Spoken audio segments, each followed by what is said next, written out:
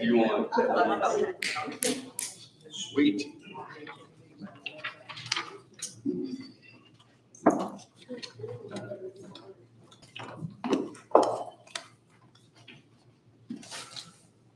All right, guys, let's go ahead and call May 25th Budget Committee meeting to order at 6:07 p.m. Call the roll for us, please.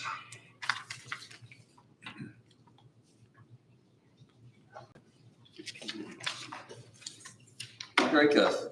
Present. George Wynn. Here. Brad Johnson. Here. Danny Deal. Here. Layla Ward. Here. Johnny Cable. Todd Smith in his spot.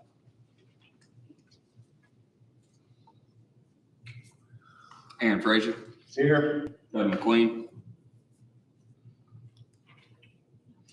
Just for full clarification, Cody texted me and said he was running a little bit late, so we were going to continue on anyway. Chairman, how late is he gonna be? He was just waiting on his dad to pick up his daughter. Before we adopt the agenda, we have a couple of minor modifications to set into it. We are going to move the approval of the minutes to after 15. We're going to move the clarification for outside agencies. You're gonna move 4 to underneath 15? Yep.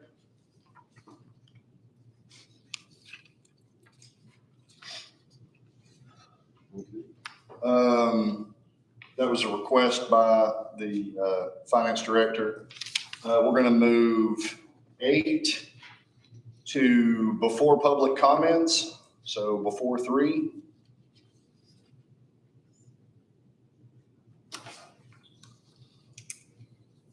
And before we do the approval of departmental disposal requests, we've got a request that directly impacts the budget for next year as for the Rome Mountain Recreation Foundation.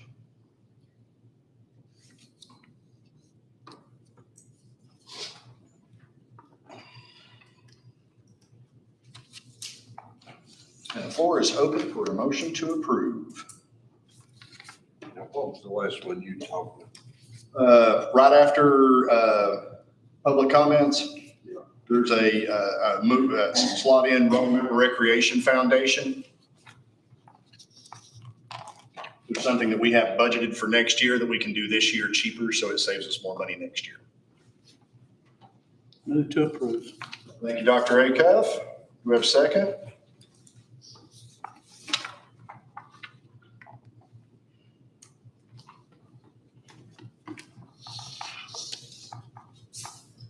Second. Thank you, Ms. Ward. All in favor, say aye. Aye. Opposed? Carries. All right. Clarification on outside agencies.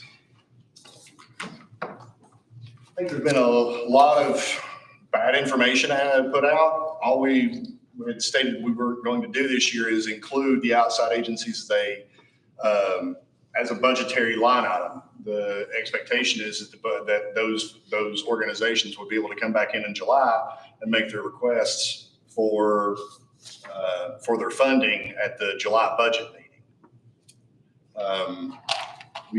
We're trying to limit the amount of tax increase this year, and this gives us the opportunity to save about 2 cents.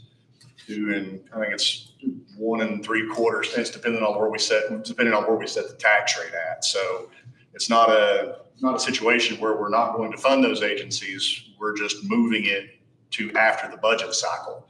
So instead of the funding dropping on July the 1st, it would drop on July whatever the date the meeting, the day after the full commission meeting is, which would be,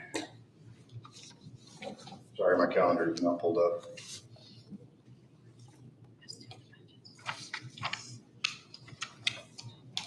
Yeah.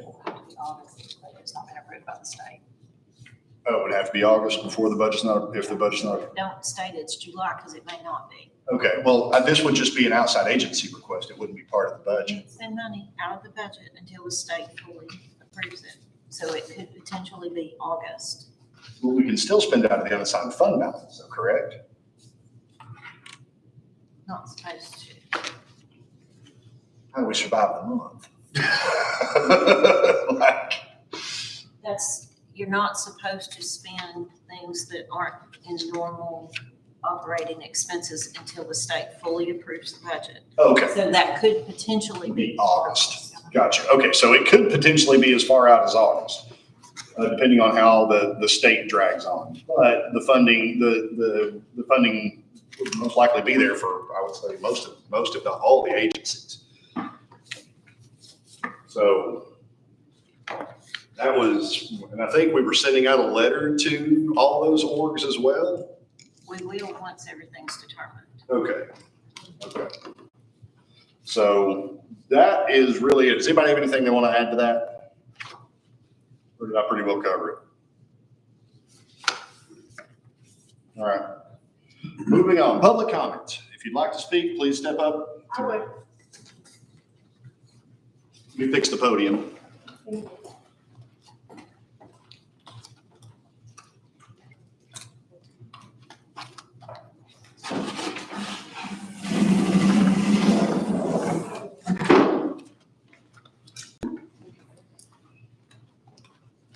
Ship you're running around here, Patty. Don't have the podium.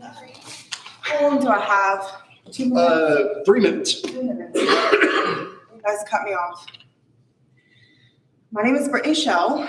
I was here in April. I spent about 3.5 hours here presenting the budget for the Elizabethton Senior Center. I'm here on behalf of our seniors, and I'm here on behalf of the 28% of the seniors that live in Carter County. I don't really think that I've been given bad information. I rewatched your video on the 18th, last Friday. Our fiscal year ends June 30th. June, July, August are the most difficult months for the center. I have held my paycheck back.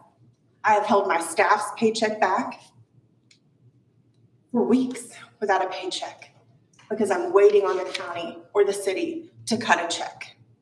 So for my seniors, this is a big deal.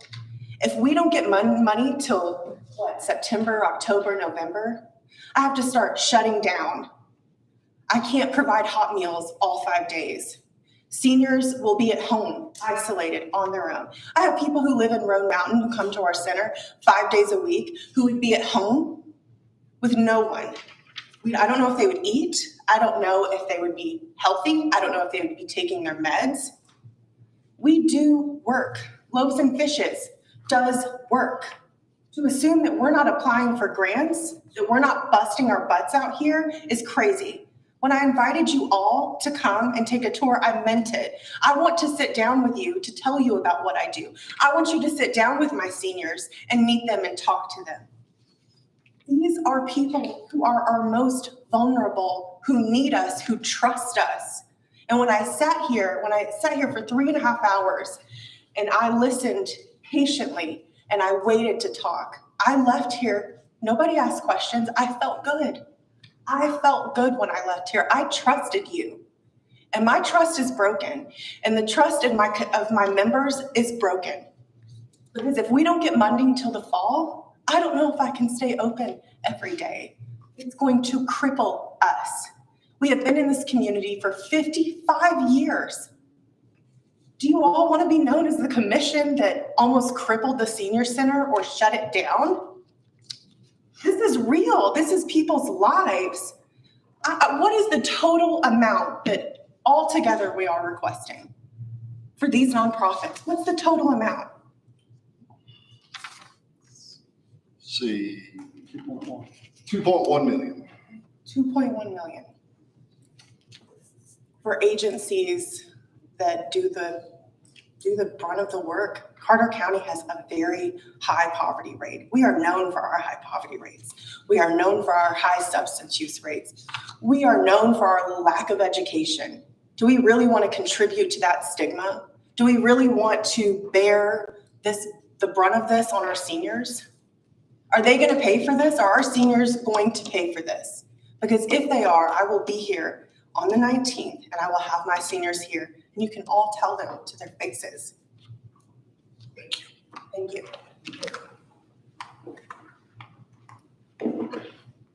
Thank you, sir. Next up, state your name and your address for us, please. Address, okay. I'm Serena Miller from Loaves and Fishes at 1200 19E. That's at your Facebook. Tell me what your name is. My name is Serena Miller, and I'm from Loaves and Fishes over at 1200 19E. I wish y'all could have been there as I left 10 minutes ago when I had 3 lines in our small parking lot going from one side all the way around, and we were at least 6 cars up the 4 lane. They're waiting for us to bring our hot meals out. Guys, my heart sunk when I heard that you all may not be funding us. You know, I feel like I didn't ask for a lot, but I just want you to know how serious and dire this need is in our community. I have grandparents who are doing without so they can take care of their grandchildren. I have single moms who are walking and carrying these bags of food back to where they live. I have kids coming on their own and getting hot meals for their brothers and sisters. I had teachers contact me saying, will you make sure that these kids are fed? Can you reach out to this family? Can you supply this? I've worked on grants. I've worked on speeches. She and I both worked on some speeches and went and did these things to ask for money. I got an extra $5,000 to feed these kids over the summer extra because it's going to take not only people like Angie, but myself, because they're missing a lunch and they're missing a breakfast over the summer while they're out of school. And, we have people who can't even afford to buy the soap and things they need, the hygiene supplies. We're trying our best to get those out to them as well. I know that some people say, well, they go to this food bank and they go to this food bank. If you've ever had a teenager, do you think one box of food is going to last you for when that teenager starts eating? I mean, they don't have the luxury of some of us who have a salary. And I'll just be honest, like her, we're a nonprofit, and if I don't get donations, I don't get paid. And I make a very small salary and work probably 60 hours a week trying to get funding. I'm begging people all over the county, all over Johnson City, everywhere. I go to businesses, I go to individuals. We depend on every penny we get. I only have probably about $4,000 a month that I can expect to come in. We're running about $9,000 right now because the need is so much greater now than it ever has been. Now all the COVID things that people were getting, the extra food stamps, the extra this, the extra that, that's gone. Now it's up to us to help our people. These are people who are not working because they're already on disability. They can't get a job, or they're 60 and 70 years old and already retired, but now they're taking care of the rest of their family. That they don't have an option to go get a better job, to go get better means. So when to say that we're enabling, which, people have said that, we're not. We may have a few people that do that to us. They're going to be those wherever you go. But these people that I see each day, I go home with a broken heart every night, the stories and the things that these people do and have to put up with, because they just desperately need somebody that cares about them enough to not judge them because they pulled in the parking lot asking for a box of food.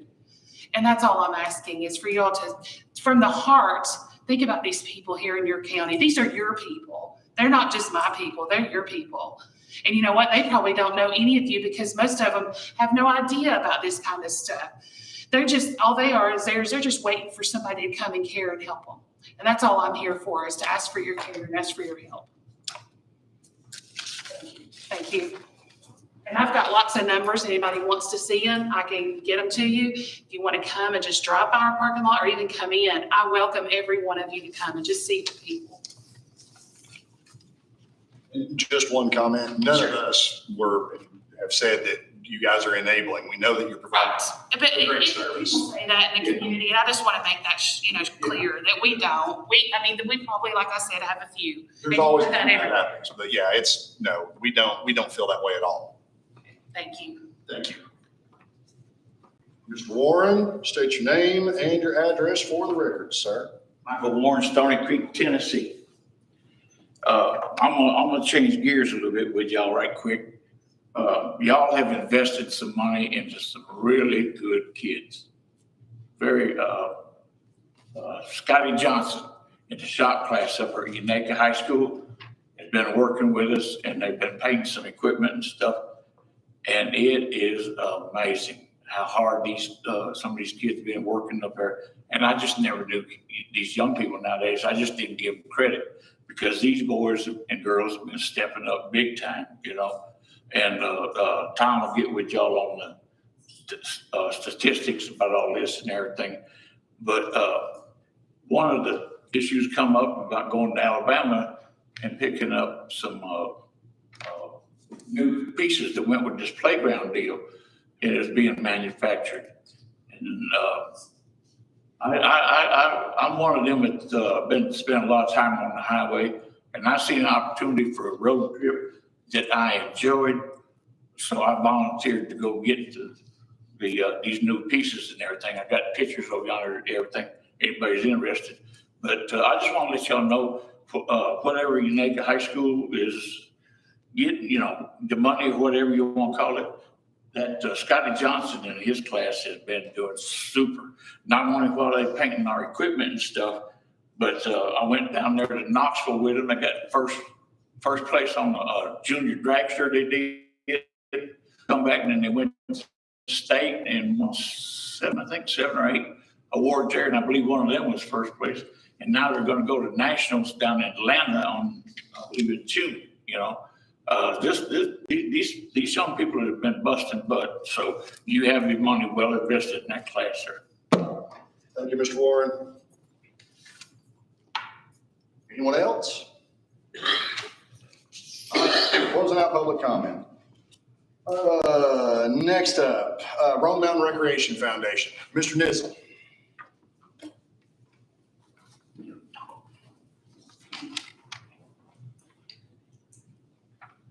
Well, good evening, everyone. I'm Tom Nizzle, President of Roan Mountain Rec Foundation. I was here just a little while ago talking to you all about the playground that was given to us and funded for us by the board, by the county, and I want to thank you very much for that. We got the wheels in motion. People like Mike Warren and many others have volunteered to get this whole project going. And with luck and a lot of prayer, we might have that playground installed by the end of this summer. And I want to thank you all again for that. As you're probably aware of, Eric Anderson, who was our saint in Roan Mountain, passed last year. And in lieu of that, I've taken over as a president. I've got a tremendous group of volunteers. We have 4 parks located down there in floodplain areas that were turned into parks several years ago. And it's all a complete volunteer effort to take care of these parks. That's what our foundation does. We mow approximately 30 acres of land, half of it each week throughout the summer, and with volunteers and with equipment, some of that equipment that has been purchased and given to us by the county. We have a series of 3 or 4 mowers that we're using right now. One of our old John Deere mowers bit the dust the other day. And so it's been a real tough haul to try to accomplish all that mowing with some older mowing equipment and older mowers like myself too. So we had an opportunity in building in for the budget next year to ask for a replacement mower, a new zero-turn mower for our park. And I think I've got the numbers. I'll just quote an estimate on that. I think there was an estimate of about $8,000 in the budget for a nice commercial zero-turn mower to help us get those areas mowed. Lo and behold, one of our guys was doing some research and found out that over the next week or so through Memorial Day or just beyond that, there's a big sale on these types of mowers at one of the local places here in town. And we have the opportunity to purchase a mower at about half, a little more than half of what we had asked for in next year's budget. And so I'm coming to you tonight to kind of float a deal here. You could all save some money and and help us out a lot too if you were able to grant us the ability to purchase that mower. Last year, we put in over 600 hours on those mowers, 4 of us guys doing that mowing. And I looked at an estimate of what it cost you all to provide contract mowing to one of our other parks. I think it's something like $11,000 a year. So you're getting a pretty good deal over in Roan Mountain, and everybody's very thankful for that. By the way, as an aside, just if I have a few seconds left, we got a tremendous community garden this year. It's been expanded. It's just amazing to see the support from the community. Our ball diamonds out there, the local parents from the high schools volunteered and put a huge batting cage in. The volunteer work that is going on there right now is absolutely wonderful. We want to keep that going. And if we can get tools like I'm requesting tonight, we can keep that park manicured and keep everyone out there getting exercise and enjoying all of what Roan Mountain is about. So that's what I have to say. Are there any questions? How much money are you talking about? I believe that mower that we're looking at now is approximately $4,500. The request we made for the commercial mower for next year was $8,000. This mower is I believe a 54-inch zero turn. We had requested a 60 or 72 inch in next year's budget. We'll take whatever we can get. That extra few inches won't mean that much more time in mowing. And by the way, we recruited another gentleman to mow with us, so we may have 5 people on our team, and that mower will be coming very handy. Thank you. Mr. Chairman, there was a balance in the park and recreation. There is, sir. As long as they're not using the balance to purchase it, since it is the end of the fiscal year and we're getting ready to start a new. Because by the time that this comes in through Parks and Rec, it would be into June, and we wouldn't be able to get the cut for it, basically. But yeah, there's about $7,000 left in the balance for the for Parks and Rec. There's about $7,000 left in there for this year, so we can shortcut it and make the deal. If you do the direct out of the main fund, out of the unassigned fund balance, and just give them a check to go pick up the mower. What I don't understand is the fact that we meet in 2 weeks. We'll meet on the 1st. January. Yeah. The full commission. That's just another meeting for The you. ultimate approval of the thing. I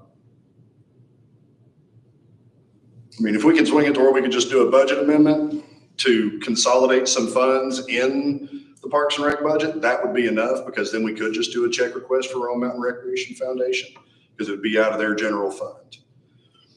Well, that would be It would be out of our general fund, I should say. the best Do thing. that.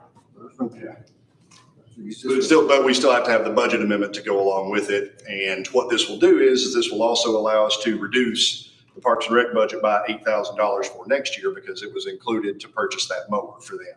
Because we knew that one was about to die. Well, it just died ahead of schedule. Figure that out on the break. That's all right. You can figure that up on the break. That'd be the easiest thing to do. Yeah. What is the easiest thing to do tomorrow when it is regular session work? There's nothing going to happen tonight, so why do you want to do that? Oh, I thought you wanted to do a budget amendment tonight and approve it. Yeah, that way we could go ahead and get the check cut. Require you to go do anything. I want to make sure there's enough money. I would like to You're going to confirm. find out about it. There is enough money, because Chad and I ran the numbers today whenever I swung by. Like I said, there's about $7,000 left in the balance. Remember, the resolution is that it has to be verified through the financial director before it goes for any budget or anybody. That's why.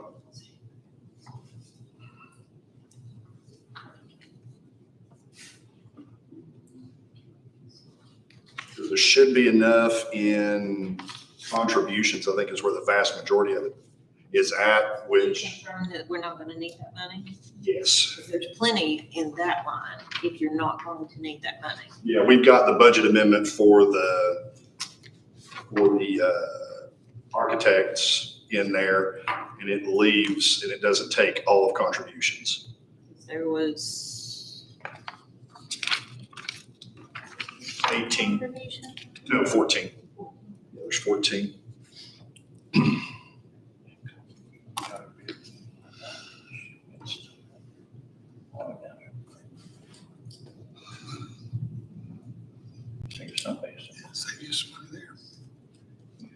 Who's looking for the best way, they're looking for the best way to move it forward to where they can go ahead and get it at the cheap price and cut it out of next year's budget both.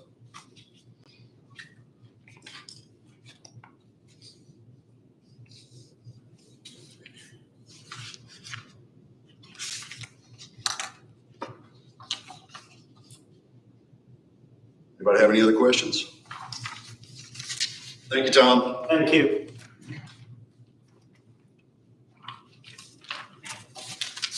All right, next up, approval of department disposal requests.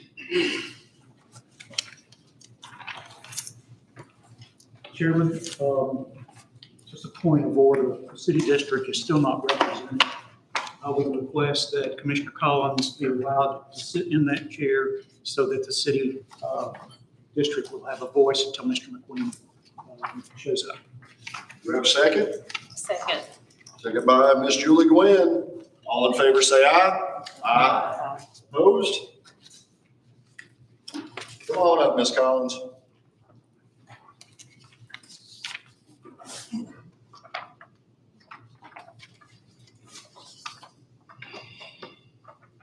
Thank you, sir.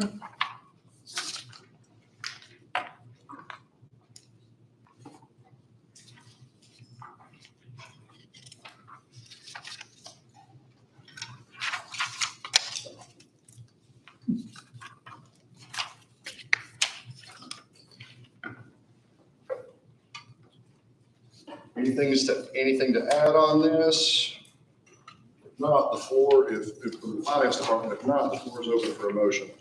Director, it matches what, fire, all the children says they won't be. Yes. So, yes, we have to have a list like this that is approved by here and then by commission, and then they can dispose of it however they see fit.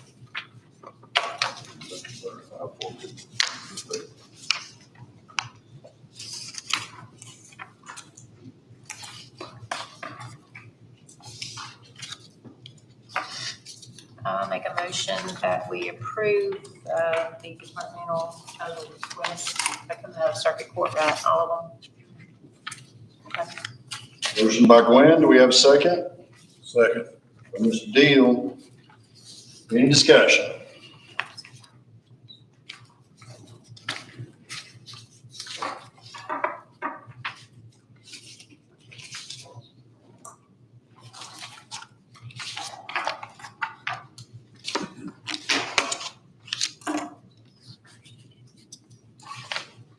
Sad you chuck away all that gold. Computers, they're full of gold. They are. Like the printed circuit boards and stuff like that, a lot of the wires and stuff in them are gold. You missed, the song says all the gold in California, you just lead. Oh, okay, sorry.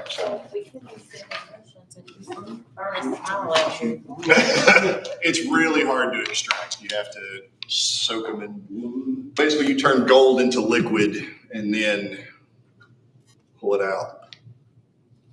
That's why they don't pay anything. They don't pay anything on it, but then they make.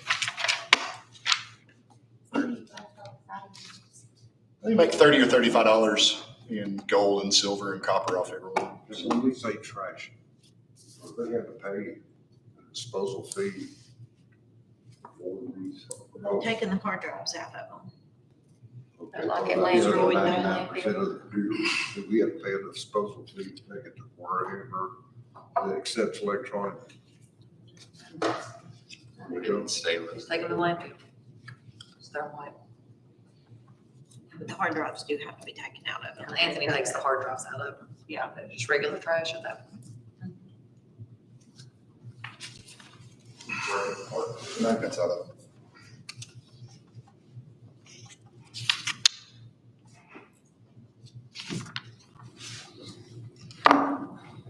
Any other discussion?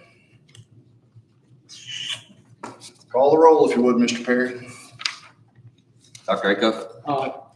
Julie Gwynn? Yes. Brad Johnson? Danny Deal? Yes. Layla Ward? Yes. Johnny Cable? Todd Smith? Yes. Ian Frazier? Aye. Commissioner Collins? Yes. All right. Thank you, folks. Next up, review of departmental summary reports completed with proposed employee raises, insurance adjustments, and committee requested reductions.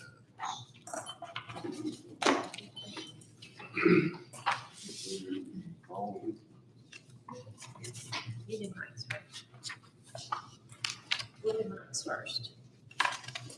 Because you show up doesn't mean you get special treatment, Mr. President. He has to escape. In case he gets to go home. We don't want to knock you out. When you get done, go up on mine.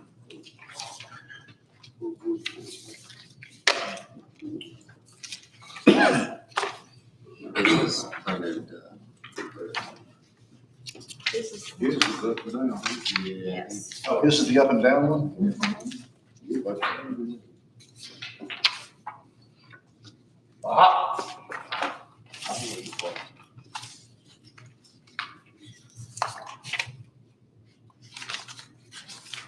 So what is the scoop here?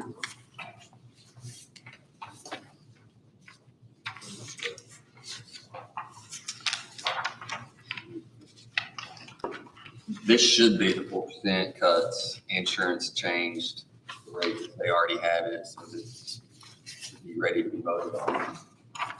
For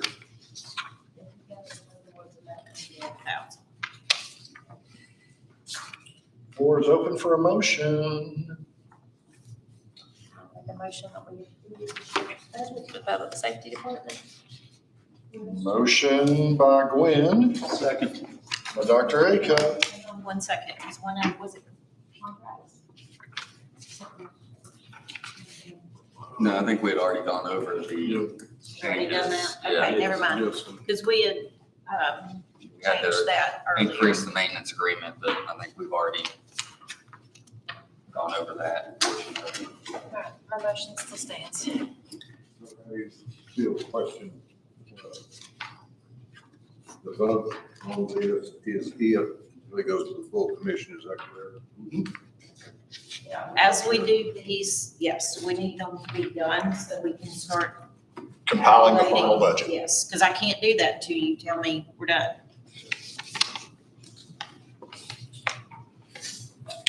Any questions for the finance director or Sheriff Fraley?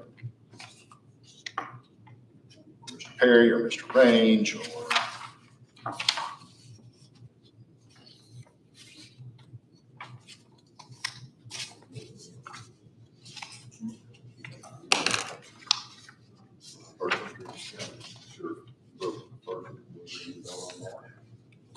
Looking over that now. Really? We got 1.5 million in non-payroll. I mean, the sheriff, and then when the sheriff proposed it, I thought they were gonna hang him at the bridge. Well, the pastor, we were using horses then too. You know, you're gonna get. And little people kind of jealous, still got a shotgun and 5 shells.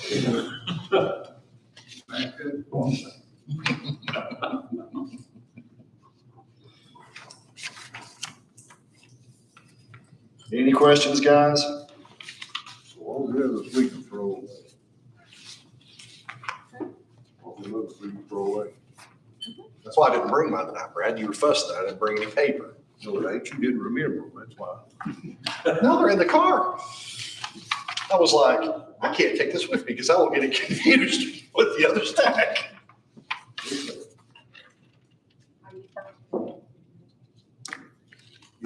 me. You're the one over there belly aching. Where's the real Yeah, deal want to one? clean your house.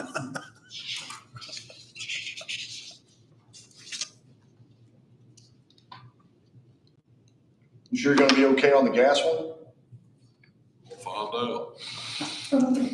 With electric cars and gas is no problem. Because you're at 180 this year. How much you got left over in there? We've still got some left over. I mean, it's not gonna be a whole lot, but we've got a little bit left. Okay. We'll have a little bit left. I will say this, adding more officers is making smaller zones, and it's cutting down on the miles that they drive every day. And I'm going on a faith and a prayer that the smaller zones and get more officers out there is gonna cut on the fuel cost. I may be wrong in this big experiment, and I may be coming back with my hat in my hands, but I feel confident by being almost fully staffed that we're gonna save you guys money in the long run. I truly believe that. Well, for sure, just like between you and I, as long as we go over. It is the first time that anything other than 3 zones had ever been worked with. And I know this is gonna have to be tweaked because we have those 3 mountain ranges that has always created problems. They're still there. Well, they was when I come in the building now. Well, just to let you guys know that we're gonna go into a meeting next week with 911. We're gonna carve out another zone. Round Mountain is gonna be a zone in itself. That's gonna cut down zone response times. And next year, we're gonna cut zone 3 in half. We're gonna have 5 zones. I wanna get more officers out in the far parts of the community. So just trust me on this. We're getting there. I've got 3 at the police academy right now that are scheduled to graduate in about 3-4 weeks. I've got 5 more going. I'm gonna have 7 on the shift by the end of the year. Right, I don't think that we would have ever anticipated having 7 on the shift. We had 4 on shift. One was always sick, one was always in training. Yeah, I exactly. couldn't find the other one and you had to answer all the calls. It's not lying. But, you know, I committed to get more officers on the streets and I'm gonna do it. I'll give you my word. And food supplies going, cutting down to the 50,000. You gonna be all right there? Our numbers are down right now, and I don't know how they will look 6 months from now. And as of right now, we don't have the federal contract, and our numbers are down by about 50. I was saying before the meeting, we have the door open again for the federal contract. We haven't got there yet, but they are willing to negotiate now, and it's still saying we have to see, but I feel pretty confident. We'll get that back. 3 months ago, I would have told you I don't think we could, but now they're starting to reach out, say they're willing to entertain using us. Okay.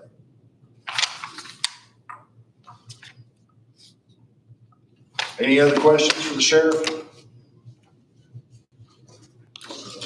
We still in the same situation, we still got about on recalls.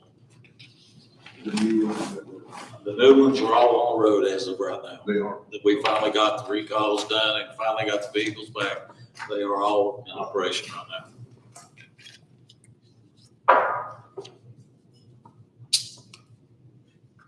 Mr. Perry, you may call the roll when you're ready. Who had the second on that one? I did. The one that- That was the third, sorry. The second, the one that.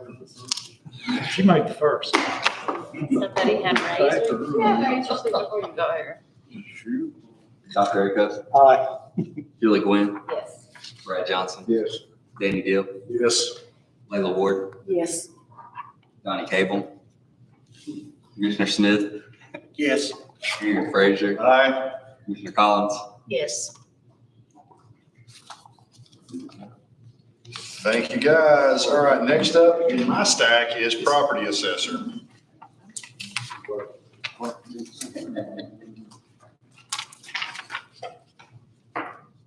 This budget includes his 4% reduction. It does have the raises in it. It does have all the insurance adjustments. So this is a final budget. Well, then the floor is open for a motion to approve.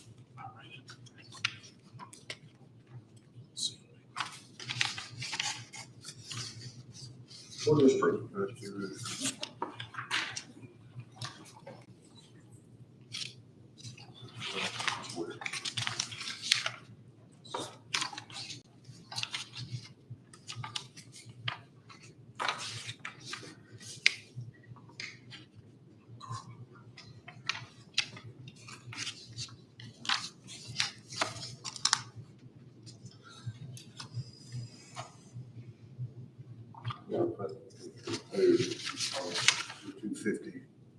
is in here. And insurance is good.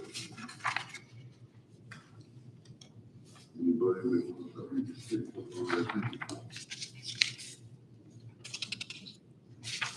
Mr. Chair, I'll make a motion to accept. Thank you, Mr. Johnson. Do we have a second? Second.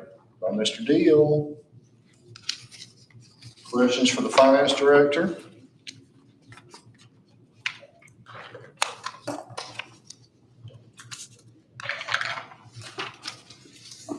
Is that percentage right on the administrative office? It doesn't seem right. 8.5%? On the county official administrative office, it says percent budget increase, decrease. It says 8.5%. Should be like 4%. Yeah, it should be like I didn't 4%. go back and recheck those. Okay, don't worry about it then. It may be pulling, because I had to add some columns and take some columns out to do this, so it may have messed that up. I didn't go back and recheck the percentages. That's okay. At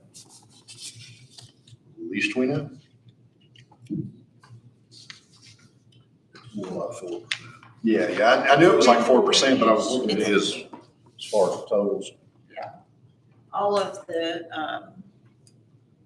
officials, basically, it was about 4-ish% on all of But those. that's about a moot point on the states and one that sits Yeah. there and then unfunded mandate. On the line items that they selected to reduce, are they looking okay? Yes, yeah. And we actually sat down yesterday and discussed that again, just to be sure that he was okay with it. And we looked through this year's budget. I didn't get all of his budget amendments done to put in tonight, because that's the other thing. I'm trying to do those all at the same time when I sit down with them the last time and just say, can you think of anything else? Or are you sure you want to do this on the line items that you got for the 4%? And he's good on everything. His is pretty clean. Still looking for an intelligent octopus if anyone out there is willing to apply.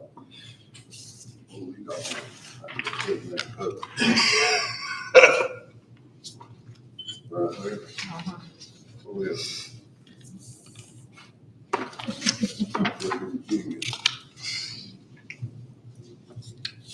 Well, hearing no questions, call roll, Mr. Perry. Dr. Acuff? Julie Quinn? Yes. Brad Johnson? Danny Deal? Yes. Layla Ward? Yes. Todd Smith? Yes. Kelly Collins? Yes. Aaron Frazier? Aye. Moving on, next in my stack is the county trustee's office.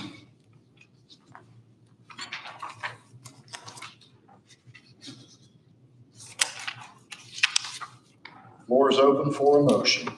Same thing, his is in really good shape. He's doing a really good job of being conscious of what he has and not trying to spend anything he doesn't need to.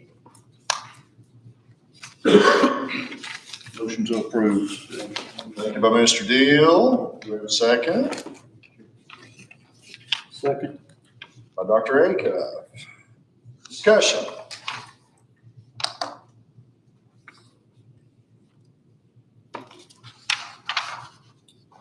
So this year for the trustee's office and the tax relief program, it moved out of the mayor's budget and into his budget. Yeah, and we, Was that from the state finance office or was that just something that we did? Yeah, you can put it Where? yeah, we still never understood why it was in my budget, because it offsets my bottom lines tremendously, even though it's not anything and this does reflect it was set back to where it was last year, which you can't tell since it was moved from one place to the other. But it was set back to where it was last year. and there's still $7,000 unencumbered in that line, and we're getting ready to end the FY, so, yeah. Okay. I think that amount's okay to keep in there.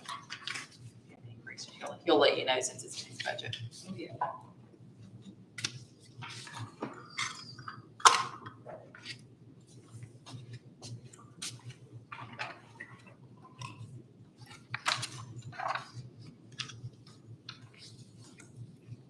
Maintenance agreements, did they just overstate or? Because it says it was cut from 17,350. Did they just not do one, or was one cheaper than it was supposed to be, or was it rolled into something else, or? I'm trying to remember which one. Something did change Okay. on that. I don't remember which one it was, if it was local government or what it was.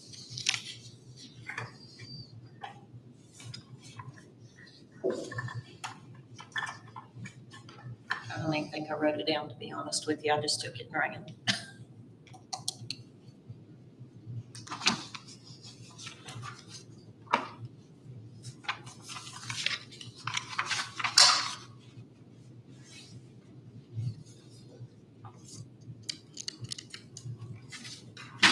See, medical insurance, see the savings that we got this year.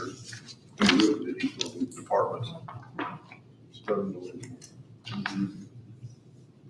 Yeah, you will really see it on departments that have all in option one, or the majority of them in option one. That's where you really see the difference. Last call before I unleash Mr. Perry. Call the roll, please, sir. Dr. Acuff? Aye. Julie Quinn? Yes. Brad Johnson? Yes. Danny Deal? Yes. Layla Ward? Yes. Todd Smith? Yes. Ian Frazier? Aye. Kelly Collins? Yes. Fantastic. We're moving right along. Next up in my stack is Register of Deeds. Jared did go in and make cuts, but to his budget.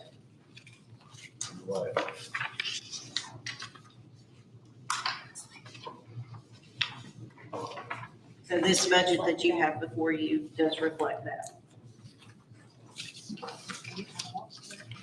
No. No, he did. Really, honestly, Make a motion to approve.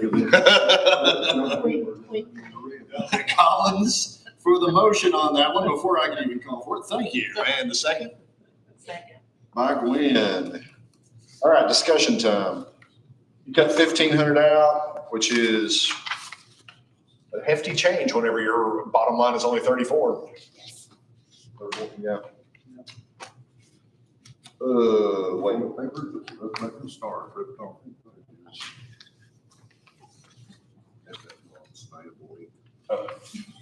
One of his line items dropped to 0. The other equivalent one?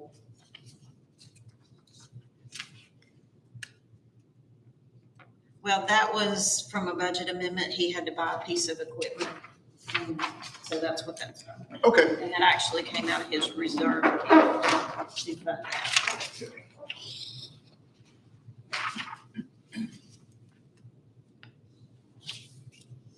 Hearing no discussion, call the roll, Mr. Perry. Dr. Acuff? Aye. Julie Quinn? Yes. Brad Johnson? Yes. Danny Deal? Yes. Layla Ward? Yes. Todd Smith? Yes. Ian Frazier? Aye. Kelly Collins? Yes. All right, next up on mine is the Finance Department. This includes the 4% reduction. It includes the raises. It includes the changes to the insurance. There is one addition in discussion through financial management. We're considering hiring an HR consultant, and that is in my budget. There's really nowhere else to put it. That is something that we need. Yes, desperately. I was going to say that, yeah. We really need it desperately. And to put it in direct terms, we're asking accountants to be human resource agents. It's like asking plumbers to be electricians. Well, I think in the discussion from financial management, it'd be an HR person, it won't be an accountant. Oh, it should be. Yeah, absolutely. And the organization has actually already been helping me with that. and not charging the county for it. They're cheap at twice the price then. Floor is open for a motion Yeah, that's. So moved. by Dr. Acuff. Do we have a second? Second. By Mr. Deal. I know, Carolyn, when we were getting into these discussions, you said you were having a hard time finding personnel because basically the casino had scooped up just about everybody. Or does this include the ability for you to be able to? Yes. Okay.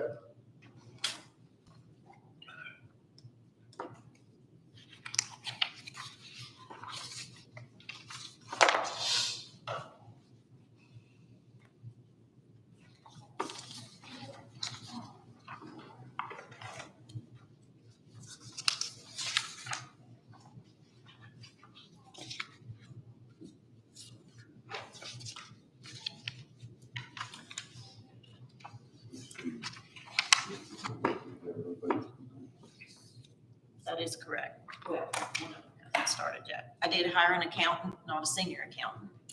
She started this week. And the AP position that was open has been filled, and she'll start in June. And our new accountant, she's a 2-for-1 because she's former law enforcement. So, you building security, be a rear takedown before you go. I said, this is great. And she does have some HR payroll experience as well, so. We're beefing up the boys, we're beefing up the boys at the door. You come in and not be nice, it's gonna hurt. You ain't gonna like the service. You said the HR position is in this. They're putting it's a contract with an HR company is what it is. She has some background in it. I've supervised it. And so this company will come in and actually do the detailed stuff, which is what we really desperately need, because we do not have anybody that is at that level. And it's one of those things where if you don't keep up with it, you stay behind on it. And it doesn't look like it's terribly expensive either. No. They're gonna come in and do a full audit as well, Like, included in that price, what kind of audit? HR audit. Oh. So that'll be fun. You know, since on the network, Oh, no. Sure. Get the AED. in the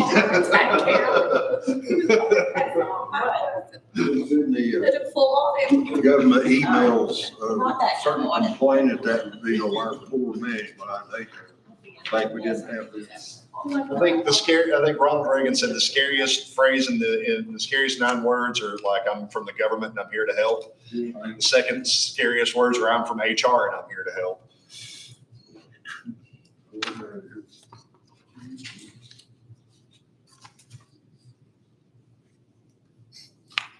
All right, any other questions? If not, Mr. Perry, call the roll. Dr. Acuff? Aye. Julie Gwynn? Yes. Brad Johnson? Yes. Danny Deal? Yes. Layla Ward? Yes. Todd Smith? Yes. Aaron Frazier? Aye. Kelly Collins? Yes. All right, the next one I have is Highway Public Works Fund. Okay. I'm gonna struggle with that. So you have multiple documents on that one. The 5-year average is this document. It has been completed.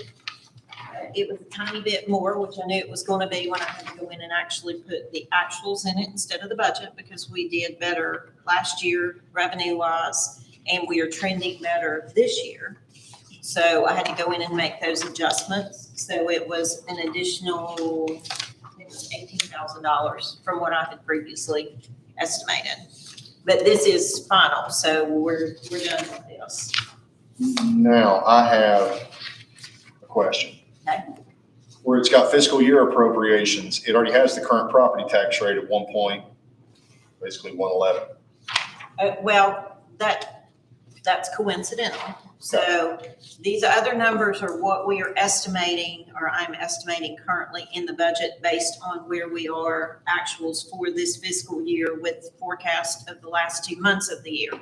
That property tax is basically my plug number because Roger has requested that we give the minimum we have to give from the county to the highway department to meet the 5-year average.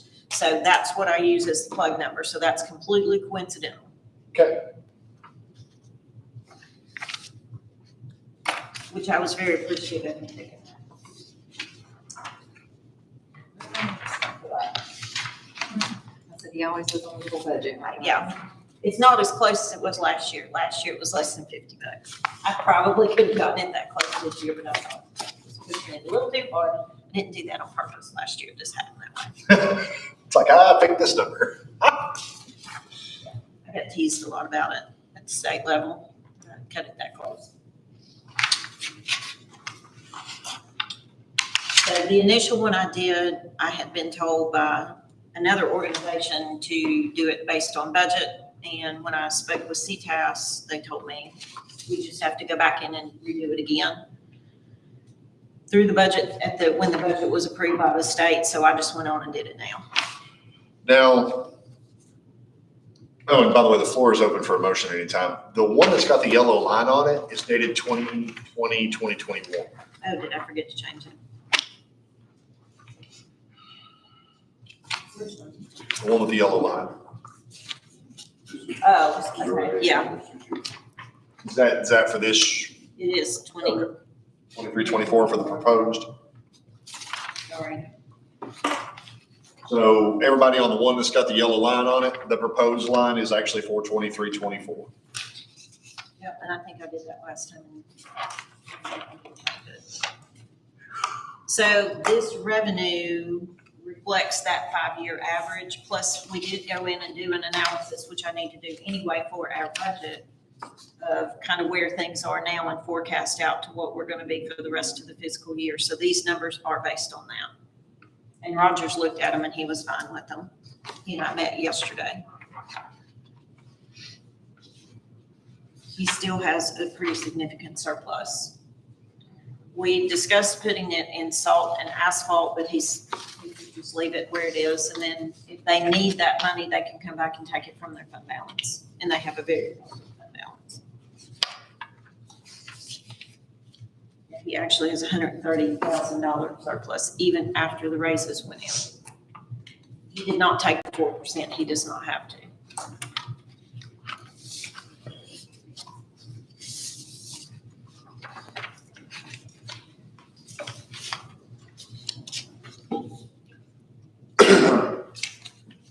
Say that again.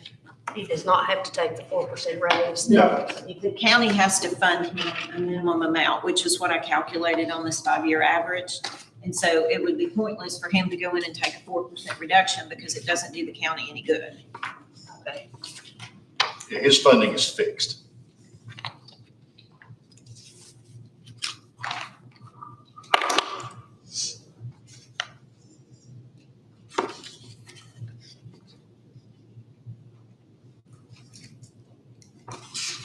Motion to approve. By Collins, do we have a second? I'll second it. One other thing to note, which he still has, like I said, 130,000 surplus, we did add in the state part of it.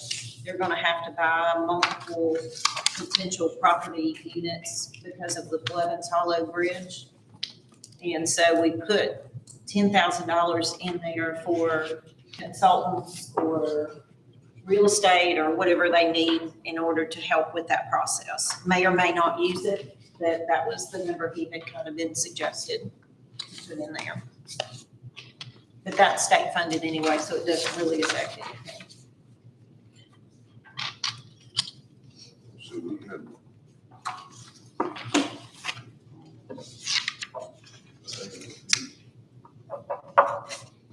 That was the water line that is affected because of that bridge.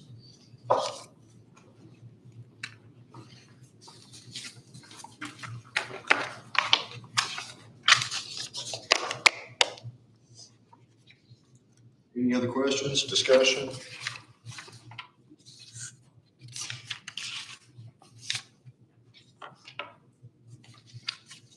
Mr. Perry? Call when you are ready, sir. Dr. Echo, Oh, yeah. Julie Gwynn, Yes. Brad Johnson. Yeah. Danny Deal. Yes. Layla Ward, Yes. Todd Smith, Yes. Aaron Frazier, Aye. Kelly Collins. Yes. That's that. Decision vote on presented department expenses. Move to clarify on that. I think it's just a break. Second. Well, break it is. Shoot. 13. If that may-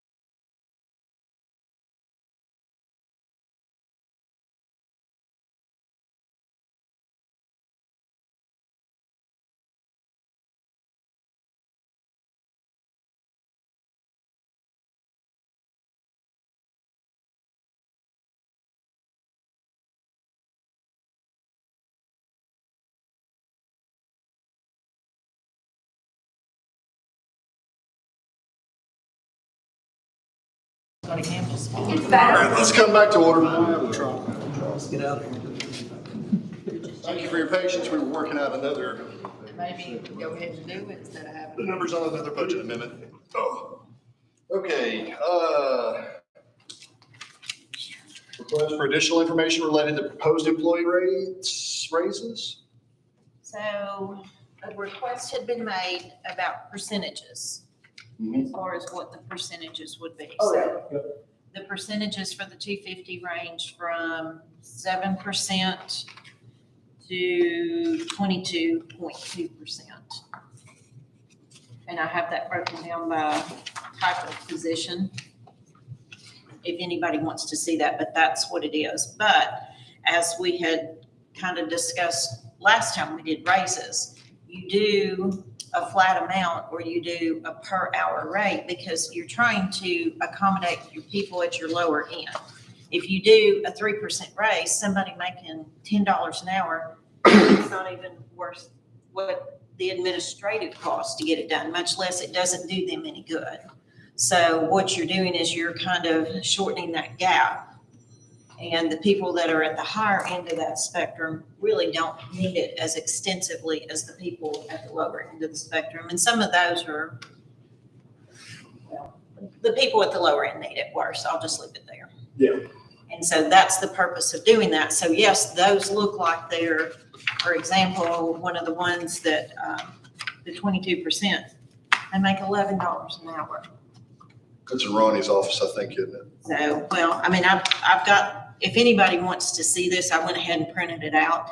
I did just do it for the 101 departments. I didn't do it for landfill, but landfill would have been very similar to this because you have some of your lower end people on that. But it does sound like a lot of money, but at the end of the day, it's really not. The two departments is landfill and animal shelter. Those were the, Yeah, when those you, were the two lowest. yes. So I did it by position, and so you can kind of tell based on the position. So yeah, the people that are in those higher end, that's where they're at.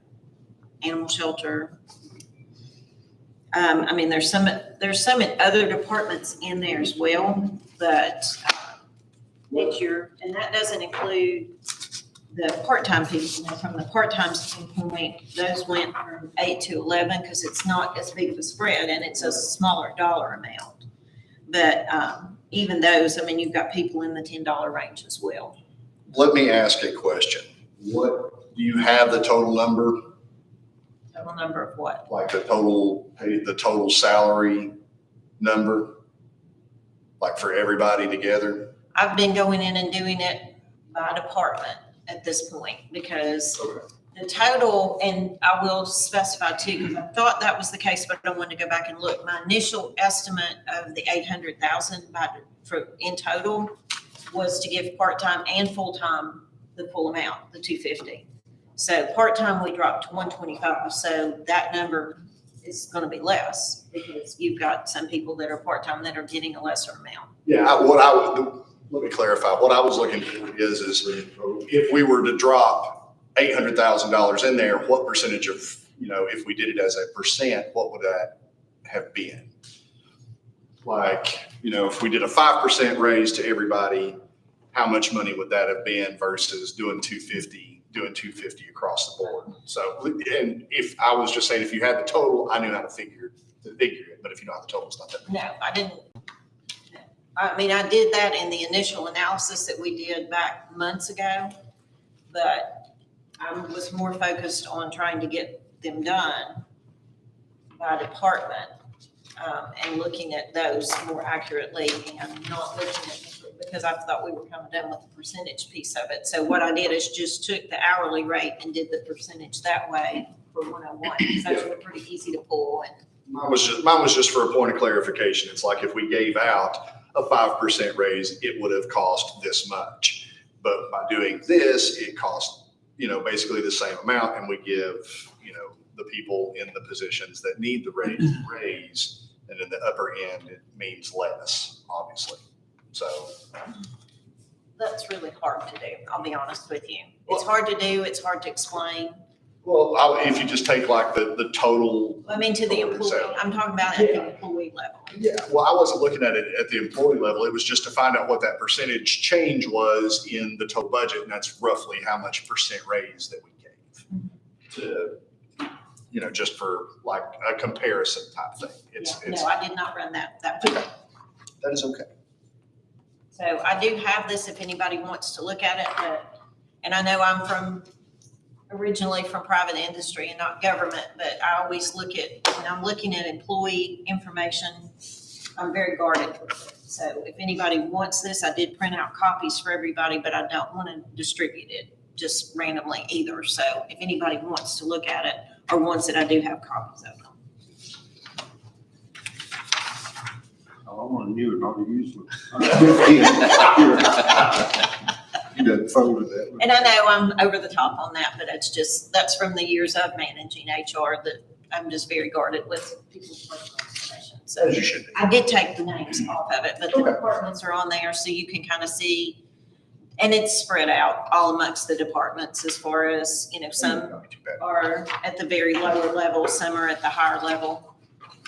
But you've also got deputies and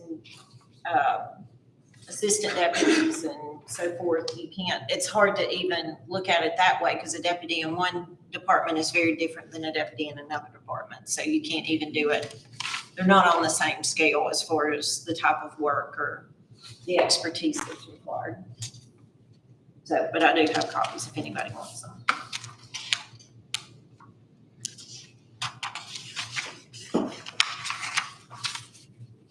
How many total employees is this in this list? 90. Well, actually, I took 4 out because there are kind of 4 outliers that are calculated differently, so it skewed the number, so I just took it out. Okay. Because I also ran it so you could see who got the least and who got the most as far as where they sat on the scale. And that way you could look at what was the average, what was the median, and so forth.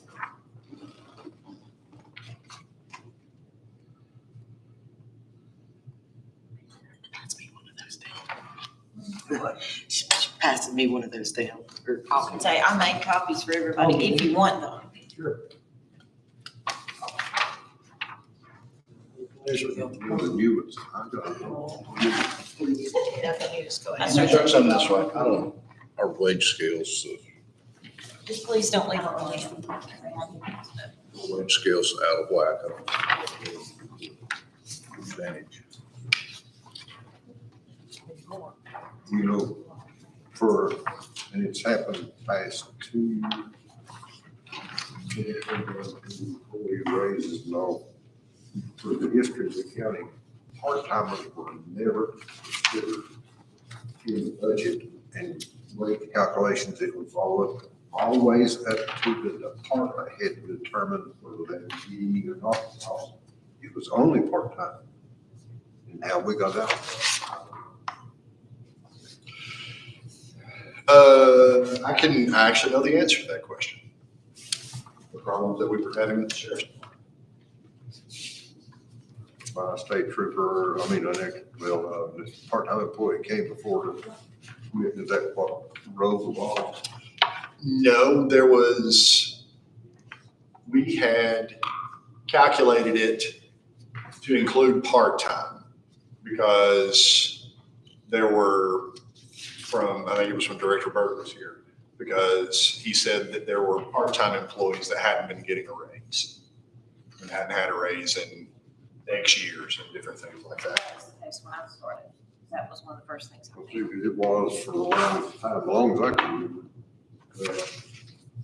An employee, not a part-timer, but an employee itself, each individual or each billet or entitlement had to be approved by the county court before they could hire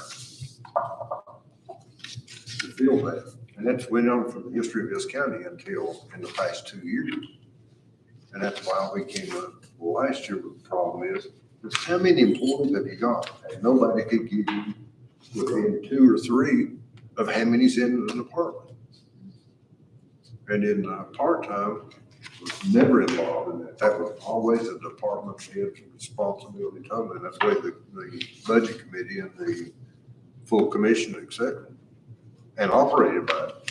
And when the office holder came in on budget reviews and presentations, that was a separate line item to where there was oftentimes no increase on part-time.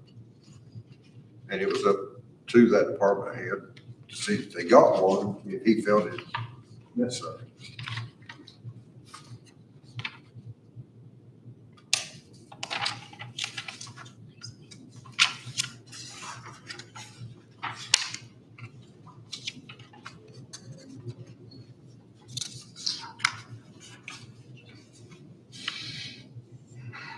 So based on this list here, it looks like that the median should be somewhere around about the 18 mark on the hourly rate. I mean, the percentage on the increase. But the hourly rate itself, looks like the hourly rate, about the $18 should be the median, not the average. That's pretty good. Yeah. Oh, and the sheriff's department, of course, is not included in this. This is just the county employees that we're discussing with raises.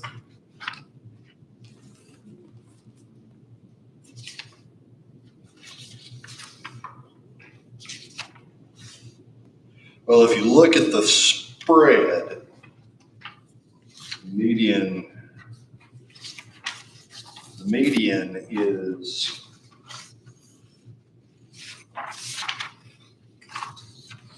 way higher up the list than 18. It'd be 23. No, it ain't, the median could be 23. Well, there's a huge disparity between the top and the bottom. Or am I thinking mean? I think you may be thinking average. You're thinking average. No, I'm not thinking the average.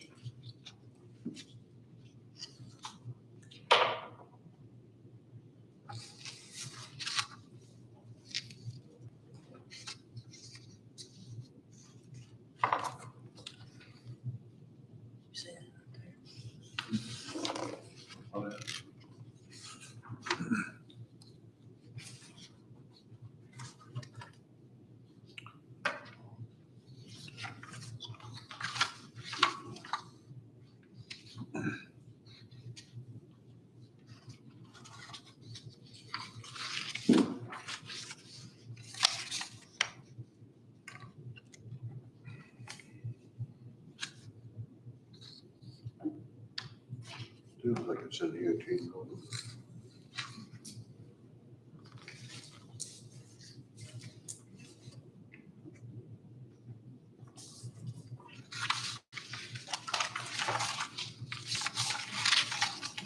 Yeah.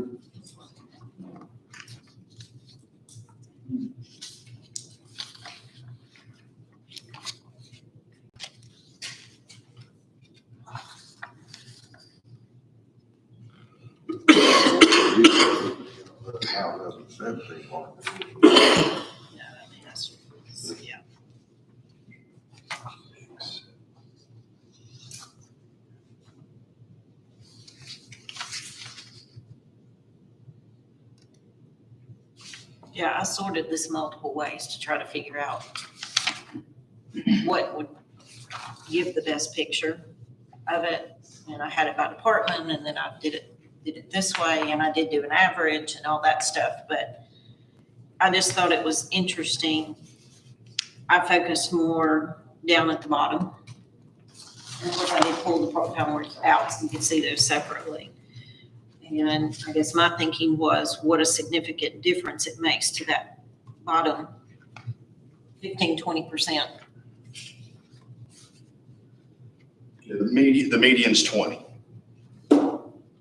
Median's 20, it's because it falls between the 2011 and the 2012 on the front page.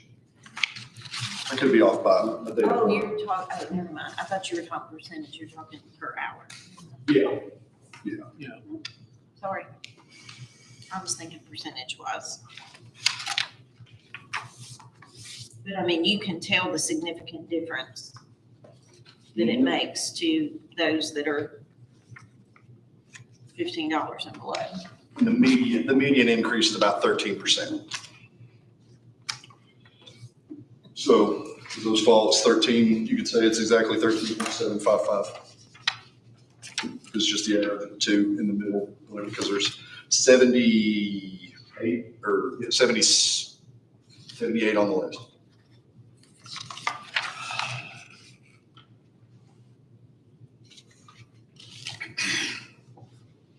No, 76 on that. Yeah, but if you change to a percentage and you take somebody making $11 an hour, 14%, I mean, that's Yeah. half-ish. That's why we went with the dollar amount last year, because it was just more fair across the board. Yeah, yeah.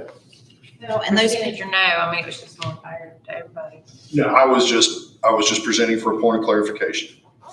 If you had a normal wage scale, percentage is successful, but this is not a normal wage scale. No, because Some people that's been here a year, some it's been, yeah, I did leave hire dates on there for a reason. to me, that's.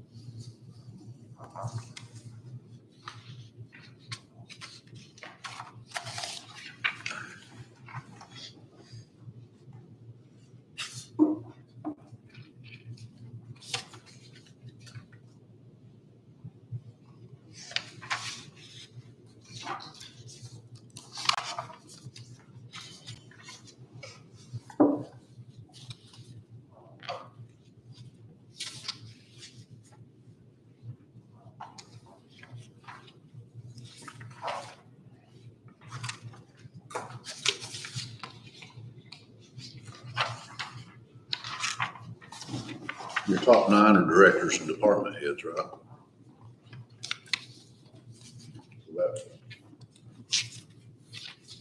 that'll skew up that percentage.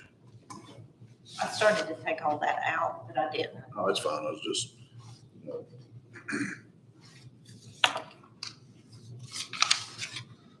Yeah, you can kind of tell where, that'll you can tell where the cut is on that. skew your average up pretty good.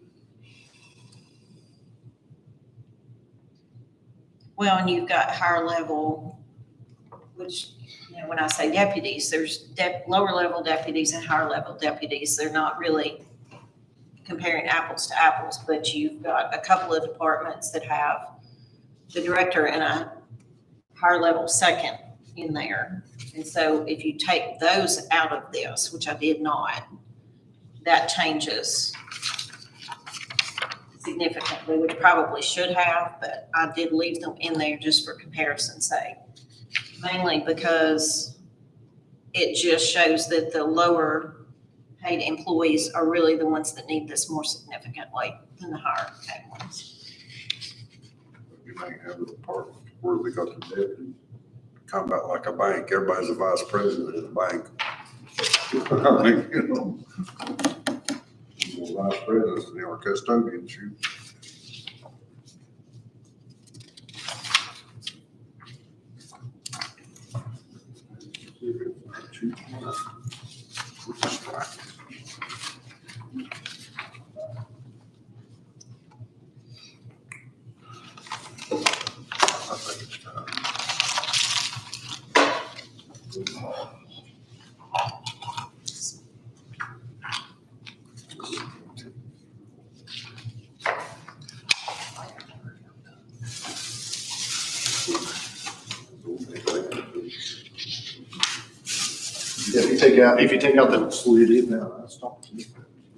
If you take out the top 6 earners, it shifts it down to 18. So just by removing the top 6 earners, it pushes it down to 18 from 20. So.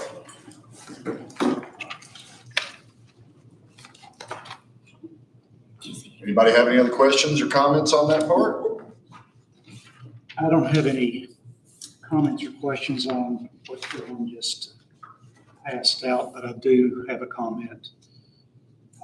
Particularly after the last number of days with emails and telephone calls into the wee hours of the morning for some. You know, we don't have to do a 250 raise all in 1 year. It could be spread out over 2 to 3 years. And according to what I asked Carolyn during the break, it's just a keystroke on our program to change that. If we went to a 3-year increase of like 84 cents each year, that's going to reduce the amount of outlay that we have. If we're calculating for 160 employees, $850,000 to make this happen, then it would reduce our exposure down to $233,000. Our county execs, if you will, in each department have already given us $192,000. So it's only that 20,000 plus to make up that difference. Likewise, if you went down to spreading that raise over 2 years, making it 168 a year, you're looking at an exposure of 425,000. Thereby, and I'm really, if we're going to fund outside agencies, and I agree with some of you that everybody thinks that they are deserving or they need that every year, and that's something that the county promises. And as I have made the statement several times in this forum, that Washington County cut out all outside agencies a number of years ago. I don't want to do that, but we don't have to do it all at once. And I don't expect us to change that trajectory tonight from 250, but I think there's other ways to do this where it's not such a heavy lift. So maybe that should be a topic. Everybody has an opportunity to look at the figures, put on the agenda for the June 1st meeting. It's not going to be popular, but this is not popular gear for budgets. So I'm just throwing that out as something for everybody to think on before we tie this budget up in a bow and hand it to the commission. By that same token, though, we would be doing tax increases on consecutive 2, 3, 4 years in a row to get there. So is that, which is better, to do it all at once and rip the Band-Aid off, take it off a little at a time? Well, had we been doing 2 pennies a year, for instance, we wouldn't be in this position. And I have no problem in assessing another 2 pennies or whatever the rate's going to be to complete that raise if we go to 2 years. And I understand there may be some other revenue that may play through this that may reduce our exposure and therefore our constituents' exposure to the higher property tax. But this is one of those years that, as Commissioner Deal said earlier, you think out of the box, whatever it takes to get this done. But I offer that up after a number of phone calls with folks. Some of those were Eastman employees who some have retired, some haven't, some still work for Eastman, suggesting, you guys don't have to do this all at once. Because as we're seeing, some of these percentages are pretty high. So I just offer that up for food for thought. Thank you, Chair. Thank you, Dr. Rankin. Any other comments, questions?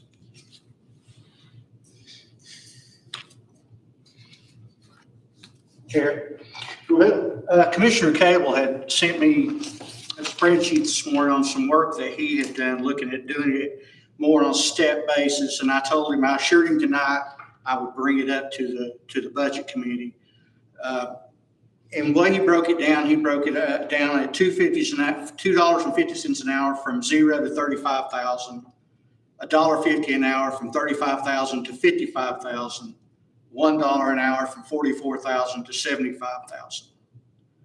I know we want to help the ones in the lowest brackets, and that will accomplish that. Of course, I'm just trying to interpret a lot when I got this from Donnie. I did speak to him about it, but I assured him that I would bring it up and see if there were any thoughts on that. And I also have extra copies of this if you'd like to see his numbers. Can you reiterate those numbers, please? It's indicated in the document. That's the vice president handed it out.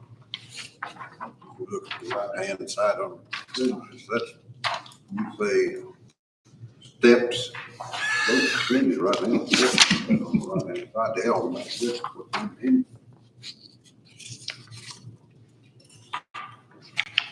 Well, the one thing we have to remember is we can't tell department heads where they put the money at.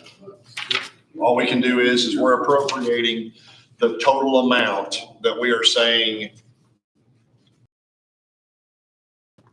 And then our wishes for it, and then whatever they decide to do with it after that is on them.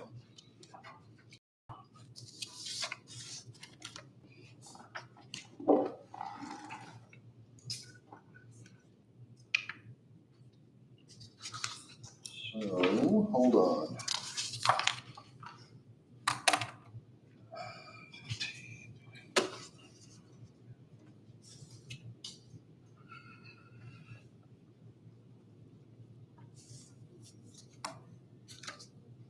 Trying to find the break point. Bear with me.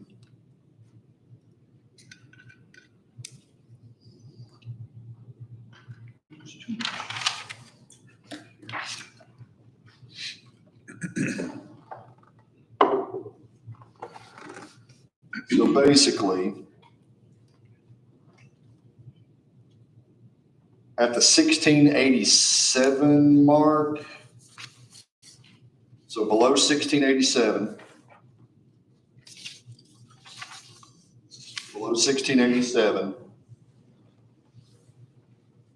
the 1687 comes up to 35,089.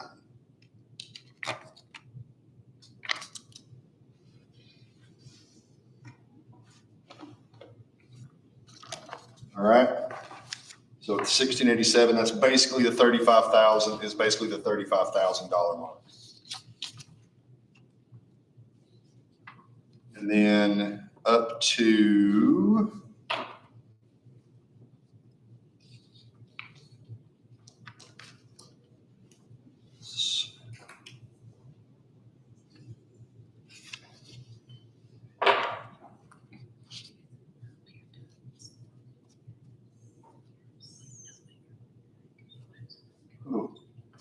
so we're above that.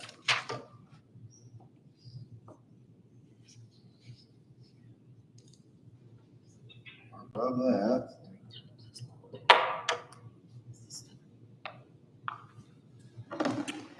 Above that.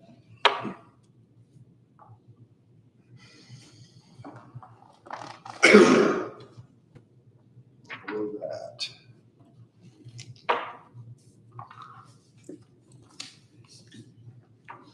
All right, so the next break point would be at 25, well, it's $26 and that's still off by like, so it's like $26 and some change would be the next break point.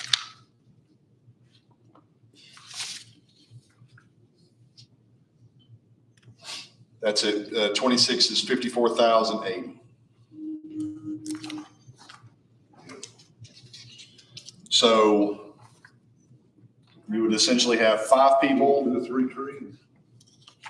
You have 5 people that would get, oh, his numbers are different. Sorry. His break was at 44. My apologies. You wrote 35 to 55, and then the next one it was 44. So it was to 44, 35 to 44. Sorry, my apologies. No, that's about it. Aaron, this should have come through me. Sure. So that I could have verified it, and it did not. Okay.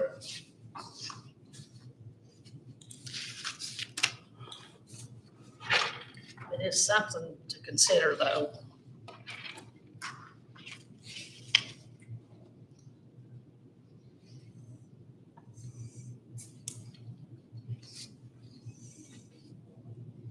Like Aaron says, that bottom one went down to 55. Brought down to 45, it's kind of off a little bit. I would recommend, Chair, that we let Carolyn work her magic to make sure that these numbers are correct in these categories, and we talk about it if it's possible.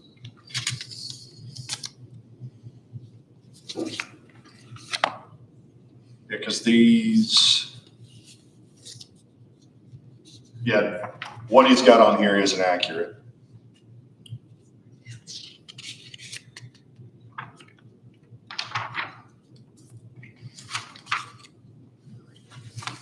Yeah. So you'll reach out to Mr. Cable. Webster's, I don't even have a copy of it, so can I have it? Thank you. He gave me a copy. You're good, Chair. Here it is. Patty gave, or Mr. Johnson gave.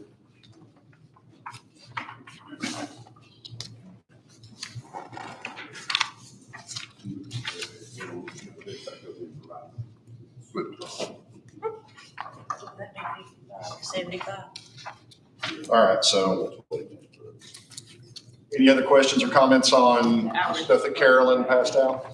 Yeah, it's off. It's off. Some of the numbers are off and the values are off, but that's okay. Yeah, I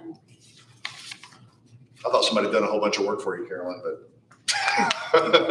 doesn't look. Just bear in mind, every time we change this, that's more work for her. They're already under the gun, they're already working. Chad's not had sleep in 3 days. He's such a slave driver. I've been asleep the last 10 minutes. You know,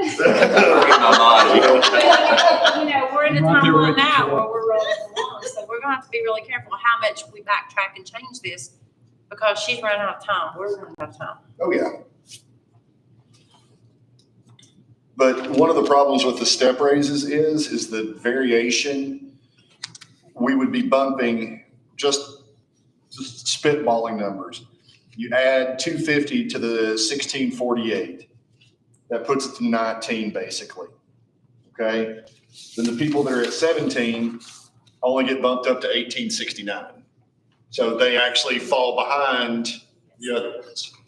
Because we don't have a legitimate spread on this. It's all from different departments. So you can't look at it from an actual, according to Hoyle accounting principle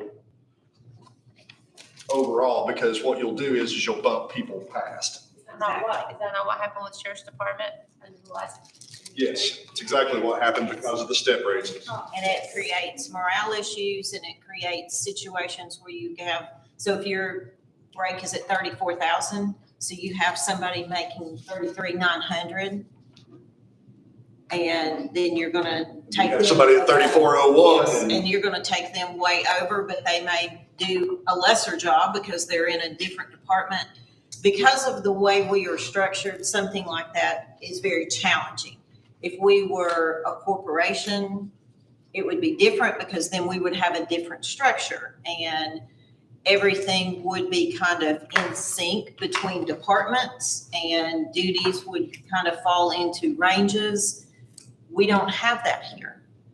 And so even though, yes, I agree that it's a cost savings, it's very difficult to administer in a situation where you have different departments that may have different tasks in it or at different levels, and it can create a morale issue too when you have that as well in different departments. So there's a lot of concern about doing it just because of the way we are currently structured.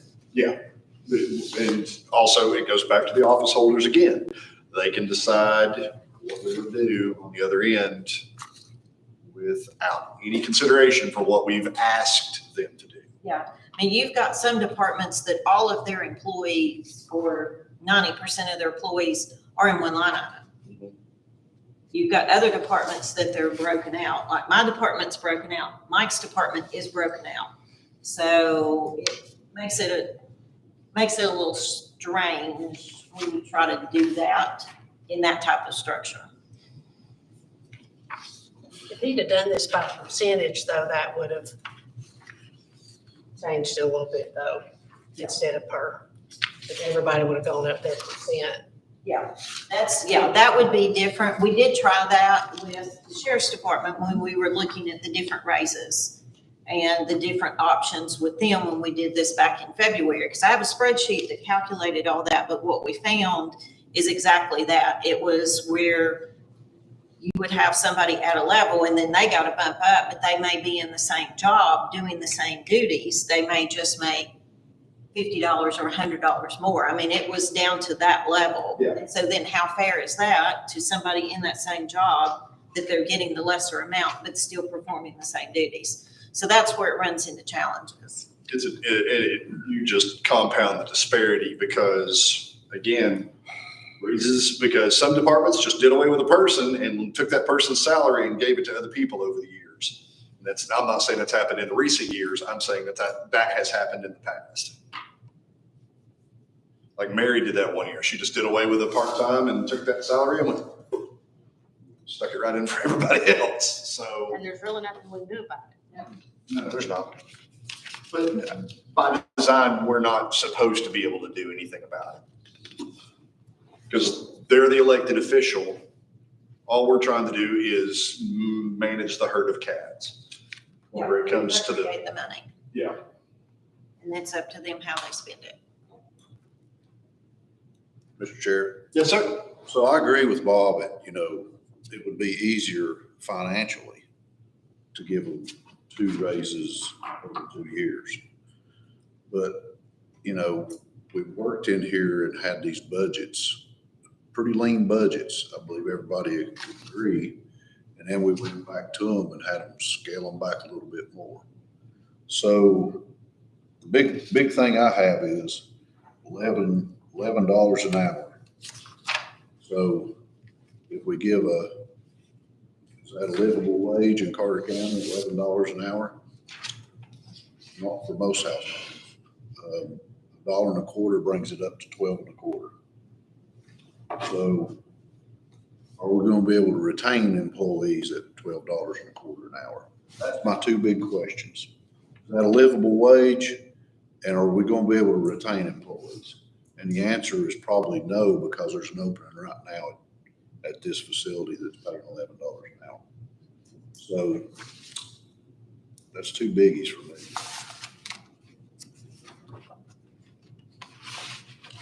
I know this one's going to be a hard one to bite off. I agree. It's easier to take off bites than it is chunks. But no bites were taken for a long time, so we're taking chunks. Well, depending on how you look at it, this is technically just a really large bite that we've had to take because we've just left it on the plate. So, because to Dr. Acuff's point, not to anything, I don't think that this year will be the end of the tax increases already. I think there'll be more potentially in the next couple of years. Because if insurance jumps up 15%, we have no way to hit it. That's a gigantic chunk of change. So we could say we're going to take bites and then we end up having to take the same size bites over the course. So. Well, that's one reason, and I'm just going to put a plug in because you started it. So I'm going to put that plug in on the insurance.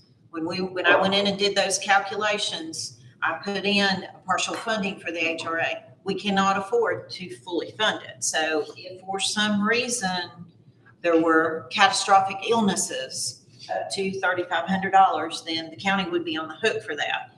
Now, based on historical data, that's, we don't need that at this point, but I'm just laying that out there that is a possibility. But I really feel strongly that anything we have left in that block, it needs to roll into a reserve. Otherwise, every year you're just funding it. And so if we can keep experience low and we can keep costs low, then you're really funding yourself if you do that. So that's just something to continue to keep in mind as you talk about insurance raises, because I've had employees this week ask me, well, what about next year? And I've had to tell them, I don't have a crystal ball. I do not know. This is something new that we are working on. to try to save the county money, but keep the employee benefits as they are. I don't know what the future is going to bring, but it is the recommendation. If we pull that money aside and we hold it for a rainy day or an increase or something, at least we're partially funded. And so that's just something to keep in mind. And I hate to plug that there, but I mean, I really feel strongly about rolling that money into a reserve so that we're not having these large increases that we're having to fund out of the current year's budget. So you have a recommendation from the finance director for a motion to generate the reserve account. Right. I don't think we can do that until after the 1st of July, because we're really not technically doing it for this fiscal year. We're doing it for the next one, because that's when the HRA. But just keep thinking that.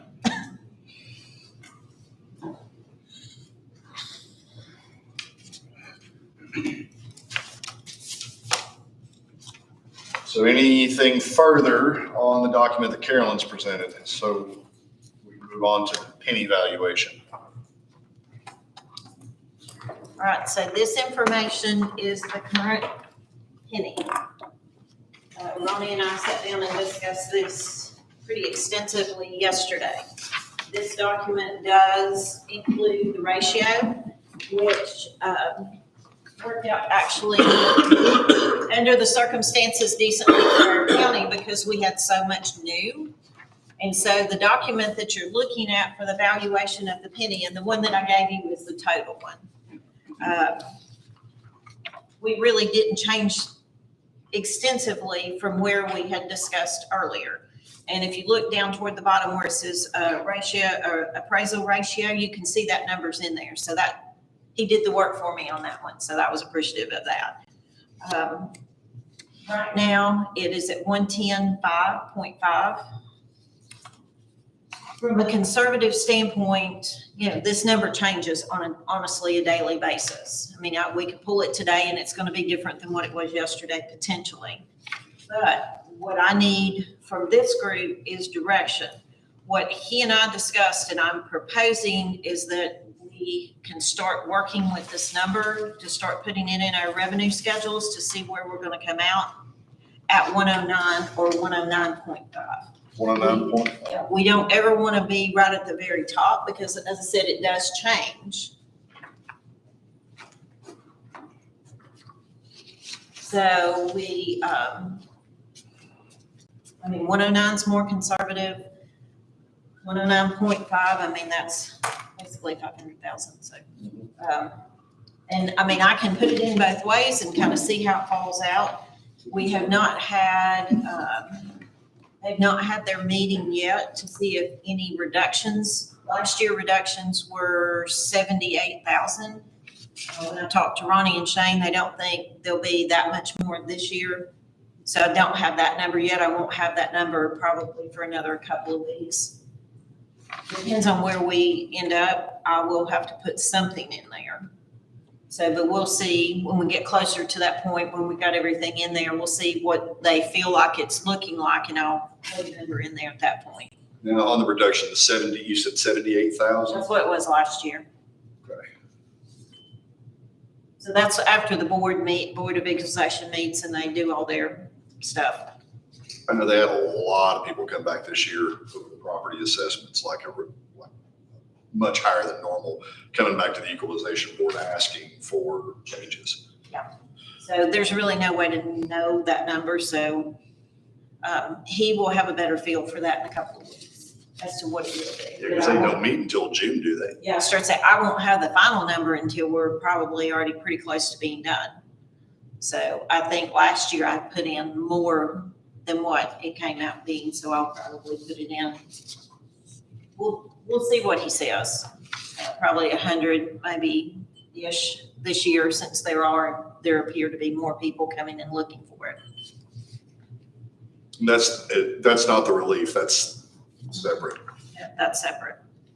That basically comes straight off the bottom. I thought my one of my papers, I gave it to you. I'm still in the back. So He also provided this document, which I thought was fairly handy to look at as far as it gives you the effective tax rate. It also tells you where our county is compared to Elizabeth and Johnson City and Wood Fargo. So something to look at, and then that's the current tax relief rates based on the information that you have. I thought you wanted my paper back, so I gave it to you. Sorry. So he just brought this up to me this afternoon, so that's all brand new information that he just received today as well.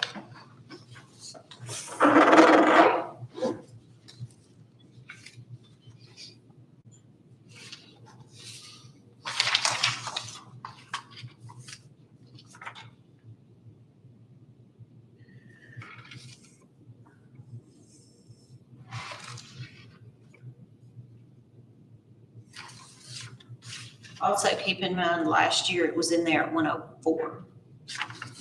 So that's a significant increase. We had talked earlier about going with 108, but this is even higher than what it was at that point in time. But I mean, we definitely can't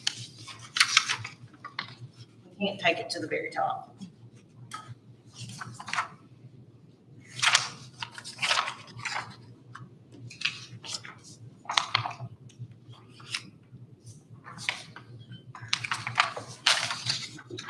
I think, well, any comments?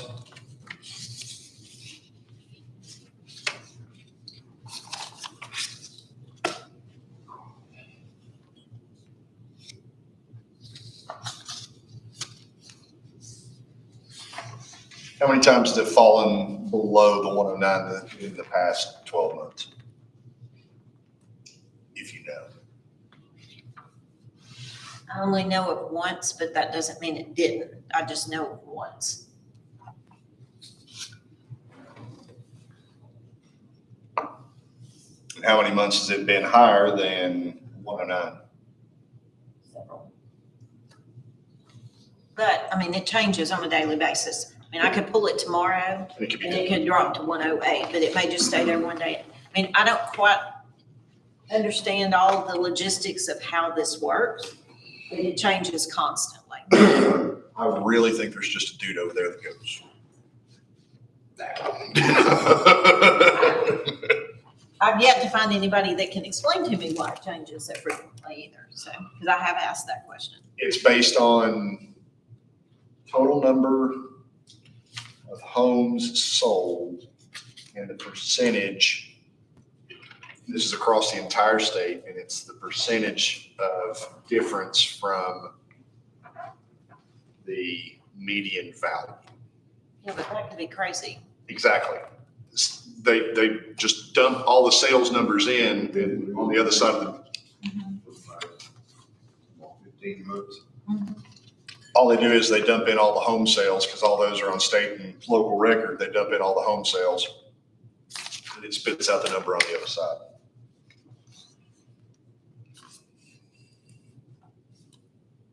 %72% is no bueno. Because we just had 28% in 3 years. Because that number is supposed to be a 1. The appraisal ratio is supposed to be a 1 when you go through an appraisal year. So it sets you back to 1. Yes, and what they told me, which I keep hearing stuff like this all the time, this has never happened before. And I'm like, come on, guys, everything can't have never happened before that I'm working on. It's just not possible. Yeah, well, I mean, Supposedly, this is a very odd situation. So massive. if you go back and look maybe at the market change around 2005, 2006-ish, when that was way up and then all of a sudden it plummeted, probably something similar at that point, but. It wasn't anywhere near as significant as this, because even like the pre-COVID, like before the assessment, I don't think it was this high. Yeah, well. That would have been 4 years in. Well, and I think it too, it depends on areas, like some areas are really continuing to sell really hot. Some have cooled down. I don't know if this particular area is one of those, but I just pulled up an example on my phone of a house that's not too far from mine. And I mean, that just went on the market yesterday and the price is still way up here. It's gonna come down. Hmm. It'll come down. As those interest rates keep going up, those. It'll have to, and it can't stay where it's at. A lot more houses on the market for sale right now, I noticed that. Well, and I'm hearing they're staying longer. Used to, they'd sell within an hour or two of them going on the market, and now they're staying on the market longer.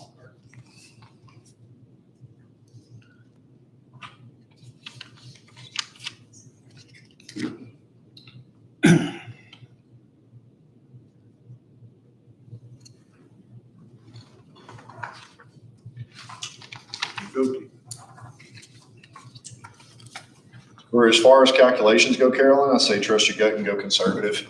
I mean, I would like to start- nobody's said anything to the contrary of that, so. I'd like to start at 109 and see what that brings. And then I'll run 109.5, see what that brings. Because, I mean, there's parcels and all sorts of crazy stuff you have to take into consideration as well.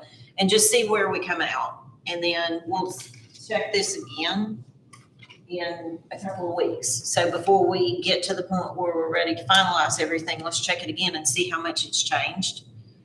And see, maybe we need to readjust or rethink a little bit. Yeah, but as far as plugging a number in, I think 109 is a safe bet.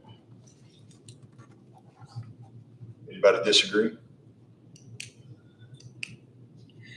I will also comment on, there are several items that I'm looking at right now.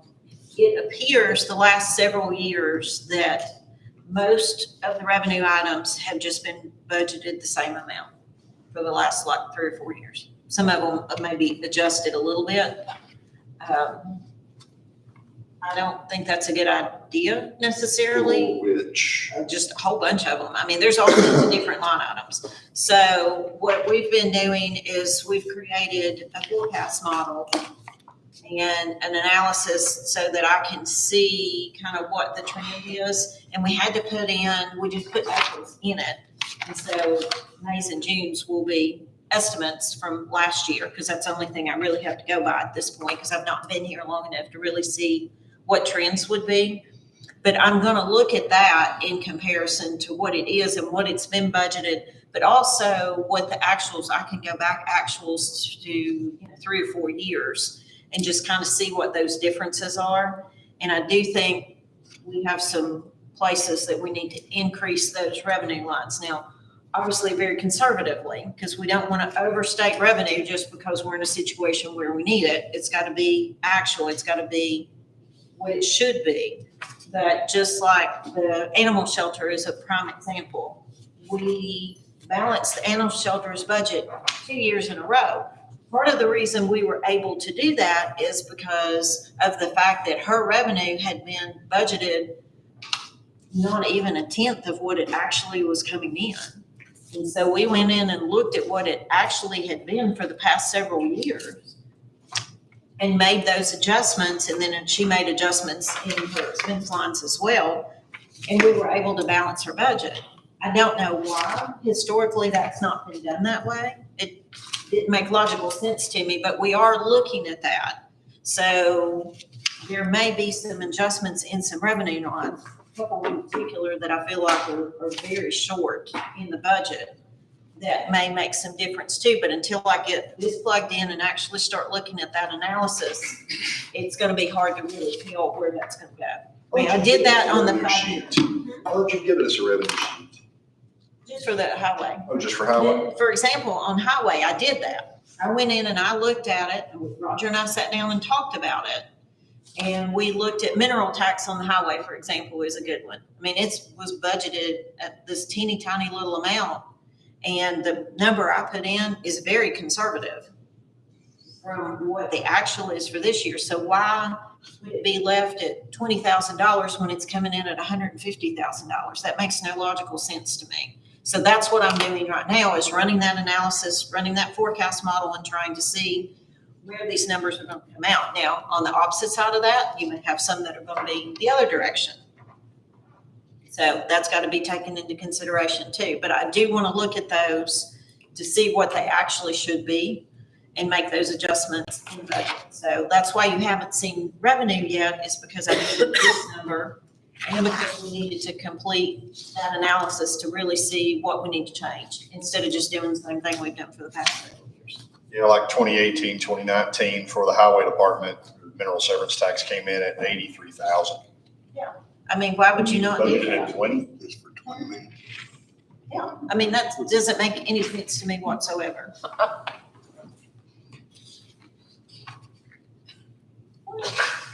told her to dial up, or if you don't mind. Well, I was a little concerned about passing notes. And I got in trouble last time I passed notes between.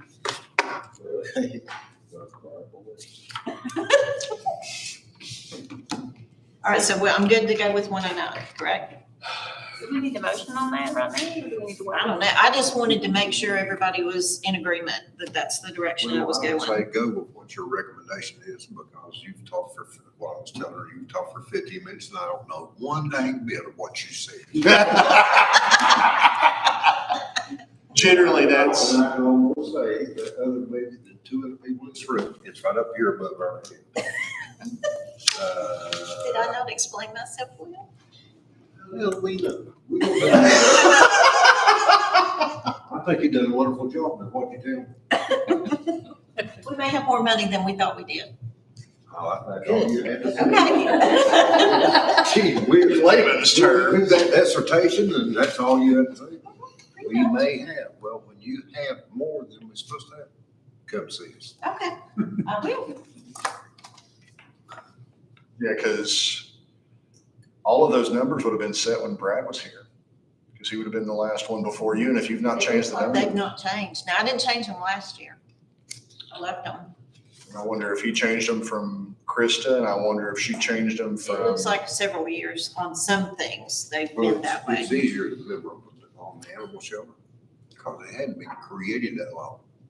The animal shelter. And it wasn't in full operation, so there is no way that you could have got a, yeah, from the, post history.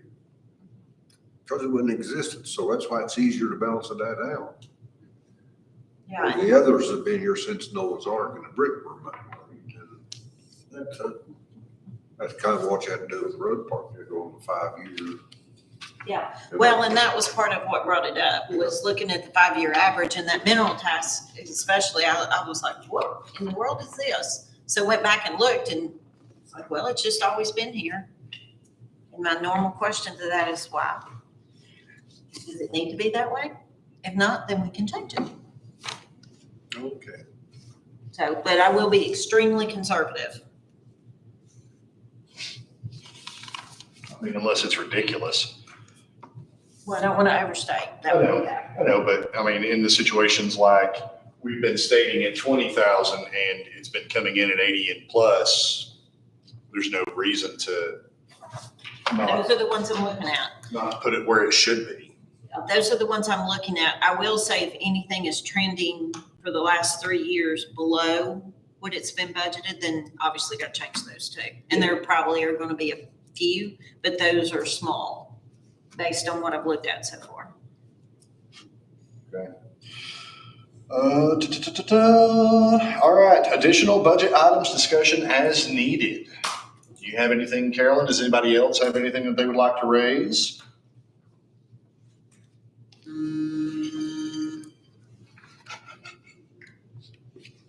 Nope, that was just put out there in case anybody else had anything to say. Okay. Agenda for June the 1st. What will you have ready for us by then? Because that's a whole 6 days away. Yeah, we'll have more departments finished at that point.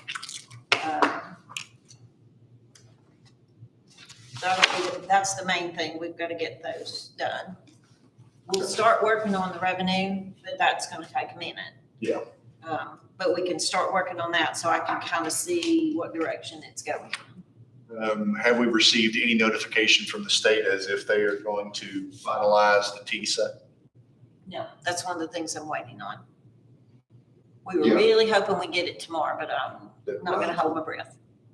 What the mayor sent out, the letter come from the comptroller, wanting us to be done by June.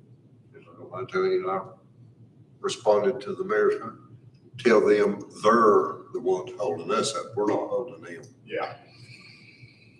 You got everything from the state that we need The to be schools, able to, I don't have the final number yet.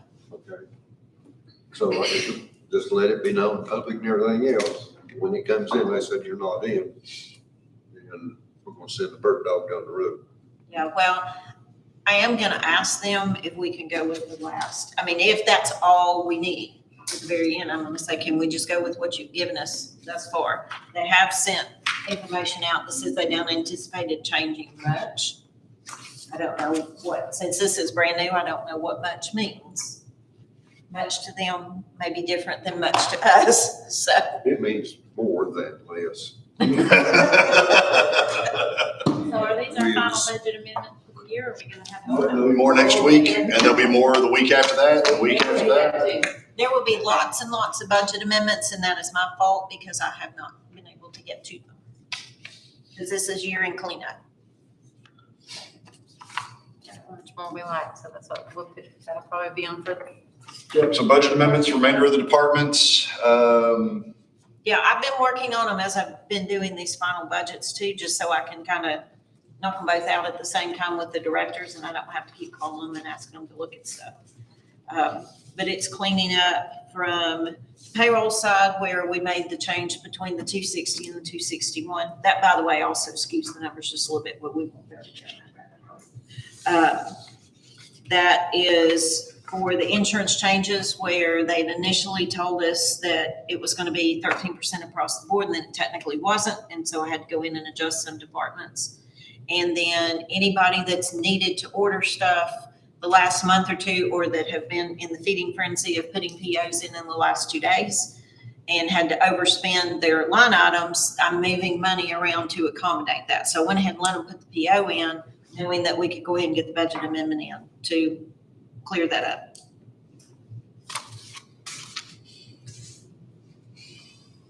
So there will be bunches more, sorry. They go pretty quick. Well, last year got a lot of them done in May, and this year I just, like, for the May meeting, and this year I just couldn't get to it. There's what, 12 here, something like that? Not terrible. The school one will be a big one. I'll bring a chair, Someone else budget is- amendments in June. What if it is that will be? Is yours gonna be bad? Well, it's just gonna be big. Big edge. Last year, that budget amendment was about that long, so. Okay. Anybody have anything else they would like to add for the June 1st meeting? What about the June 1st meeting, based on Governor, we should be locking this thing down. 100% on the departments. On the departments, yeah. Yeah. Unless I run into Well, I mean, an from argument time with schedule, somebody. because you've got to meet our deadline that that's established by law, that we got to make this work there. We got a notification of the public. We still got a workshop for the full commission. We'll go over the theme work. Our chair will go over them. We will bring the gauze and the Band-Aids. Mike, can I borrow a vest? I did have a conversation with the commission chair, and she is open to doing a special called meeting the last week of June, if we need to do that. Just based on everything that we're kind of still debating and. Well, in the schools, I mean, if they don't get us the finalized numbers, then, you know, we can't publish it until we have those finalized numbers. We just need to make sure we have our ducks in a row, because as soon as they send it, we can jump on it and get it fixed and get it rotated and get it into the papers and get it published and get it approved through budget committee and run it. All the above. I'll make a mess, oh, sorry. Well, they can't till the state gives them the final. Yeah, I mean, I mean, I'm bugging them and they're. trust me, they're wanting, because they're wanting to, It's on the state shoulder. It's not us. Or I think they call about every day, They do, because I call them every day. to see. So you possibly could have a meeting on June 26th. That week. Yeah, I asked her if whatever, I didn't look I at the mean, that's a calendar. Monday. Or later. So the 26th, the 27th, or the 29th, because I avoided Wednesday, and I'm sure no one wants to do that on a Friday, more than likely. So she did say she would be open to that depending on where we are, because I didn't know we were waiting on it. I'm gonna email the state tomorrow and just ask for an update if I can get it on where that stands, or if we can use what we currently have to say that's it. Because if we do, the school budget is ready to go and it's balanced. We just are holding off on it. There was change to it. Partially that was, but, so it will have to come back through this committee.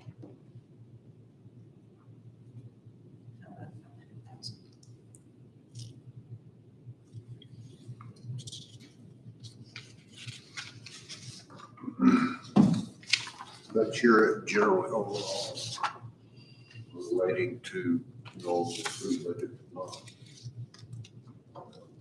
in terms of the 142 and all the other. We have, and I think our county attorney needs to instruct us the points of the law of it and to our full commission, because we have no authority to approve or vote on anything of any federal that they get, period. Yep. And it keeps winding up in budget. And now twice within this first year of election, you notice, there's been 2 times that we have objected or found something very odd in the amendments where it caused pull the alarm and, all heck broke loose over somewhere we don't even need to see it, unless he thinks otherwise. But we have no vote to that at all. Yeah. 141, that's a different piece. I mean, that's all it is. I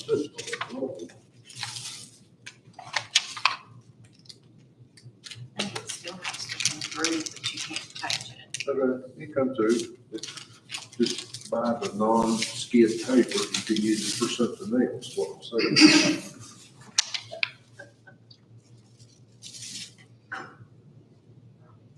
Yep. Anything else for June? I think we're good to go on that. June the 1st, 6 PM, does that work, or do you have something else you need to be at? 6 PM works. 6 PM works, all right.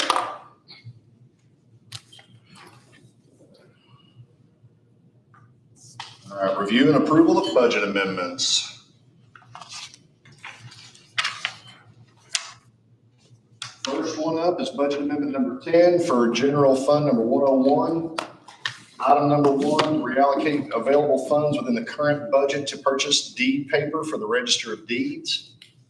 Item number 2, to reallocate available funds within the current budget to purchase data processing supplies. Item number 3, to make year-end adjustments between line items for the finance department. Item number 4, to move money between line items to purchase new computer and monitors for the finance department. Item number 5, to make year-end adjustments between line items for the Register of Deeds. Item number 6, to adjust for increase training for other admin of justice for a total of $13,037.20 with nothing from reserve and nothing from the unassigned fund balance. Board is open for motion. So moved. Dr. Acuff, do we have a second? Second. Mr. Deal, any discussion? Hearing none, call the roll. Dr. Acuff? Aye. Julie Gwynn? Yes. Brad Johnson? Yeah. Danny Deal, Yes. Layla Ward, Yes. Todd Smith, Yes. Aaron Frazier, Aye. Kelly Collins. Yes. Moving on, Parks and Rec, did we need to add a second line item to this one, Carolyn? Whatever you want. Can you read my writing?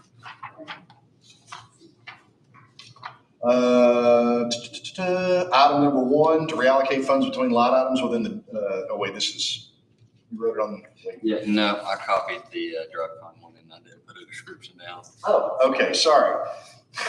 Parks and Rec budget amendment number one, item number one, reallocate funds between line items within the drug. Okay, that's not what this is for. Yeah, that's all I said. I copied I just didn't fix that part of it. This is to reallocate funds between line items for architectural services for the no-rise certification and bridge engineering at Gap Creek Park. Yeah.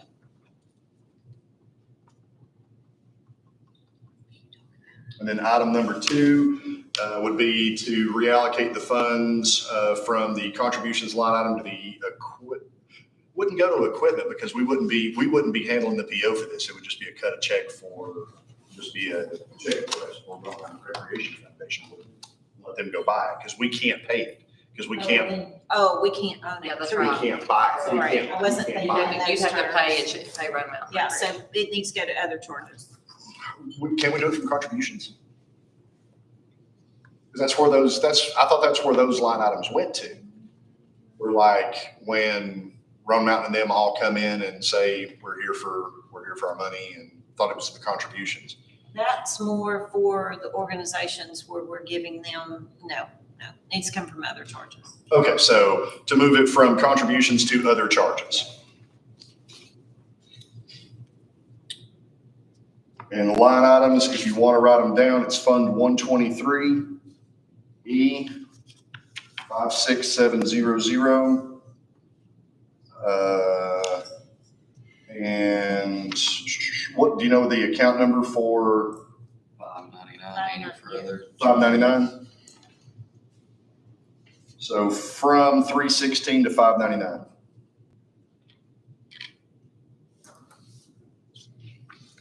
In the amount? $5,000.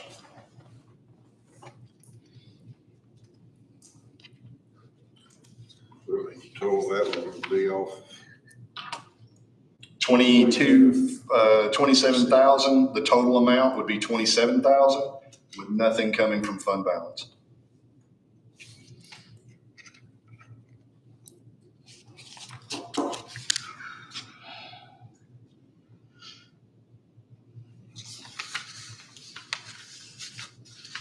And this would also change Parks and Rec down another 8,000 for next year. So it'd be a total of a $38,000 reduction.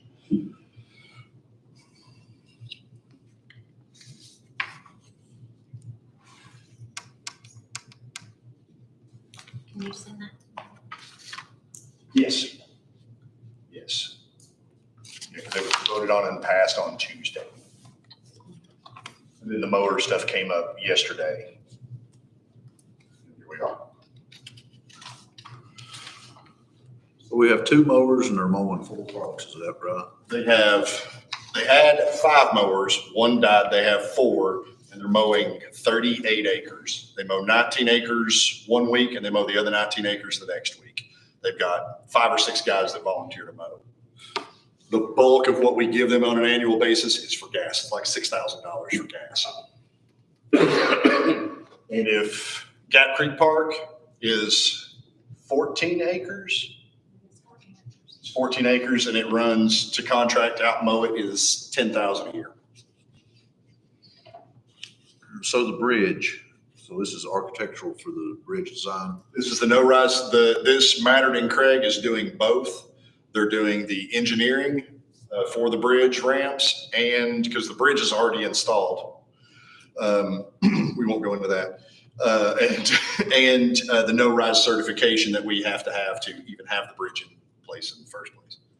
So the bridge was installed before the no-rise certification was acquired. So they're going back and they're going to add in the bridge, the ramps, and everything into the no-rise certification. So regardless of what we do from that point forward, we'll be covered. You had 15,000 already allocated for it, and 15,000 of that is going to it, and the total amount was 37,000 for, that's including the no-rise certification, which was 15,000, and the engineering on the other side, which is 22,000.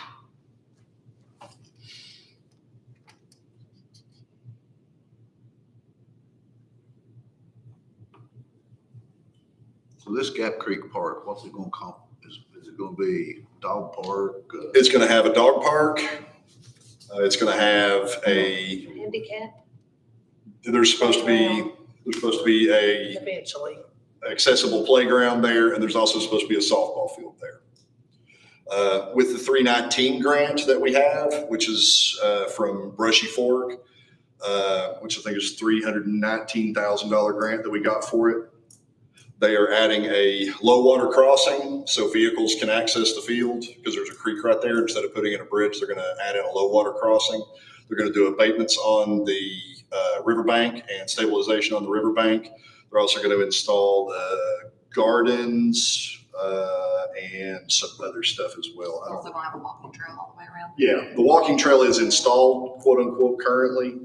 The gazebos went up. Because we got the gazebo installed finally after a year, waiting on Elizabeth to finally say it's okay. And that's, oh, and there's going to be a pavilion with bathrooms as well. We have approval with the city of Elizabethton for an angle to bring in the electrical and water onto the park. There's already a sewer line on the park, which is one of the reasons why the only thing we're doing with it is the park, because you can't put anything else in that giant right of way that the sewer line has.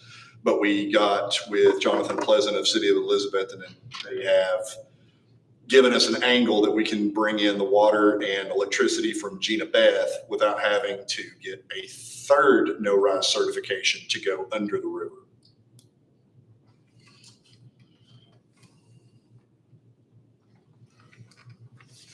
But they'll need, we don't have any of the numbers yet. They'll need survey and tree removal for the angle that they want, but that's for next year. But we don't have any numbers at all on that at all right now.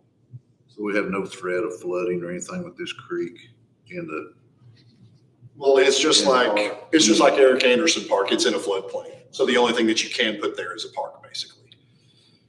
And that was the reason that it was chosen, and that was why the park went in there, is because that's all that could be put in there. The reason I asked is like, you know, you have a creek coming in, a playground and a ball field, and you're putting all this money in it. And then, you know.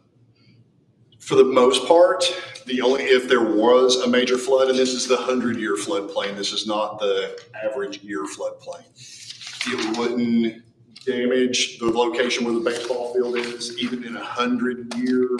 It's not in the floodway, it's in the floodplain. So basically all you're looking at is the 100, 150, 200 floods that would come through that would get to the ball field.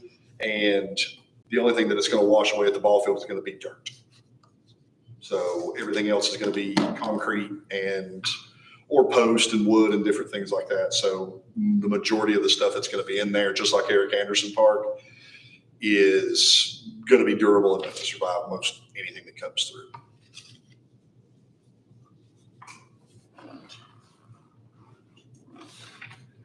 The worst thing we have to worry about whenever it comes to most of our parks is people just going it up and destroying them. Like we had somebody at Eric Anderson Park drive their truck out into the middle of the field and do donuts. But they were caught. Yes, they were. Whatever happened to them? They're not doing He donuts. was juvenile, I believe. Okay. And so, I can't remember exactly how they handled him. Yeah, somebody stole 5 tons of gravel from Eric Anderson Park. They'd had gravel brought in and was going to spread it. And somebody come in and literally scraped the ground with a rope to get all the gravel.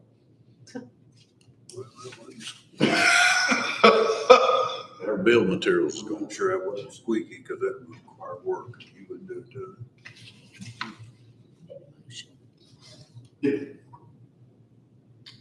floor's open for a motion. Motion to approve. Thank you, Ms. Collins. Do we have a second? Second. Second by Ms. Ward. Discussion?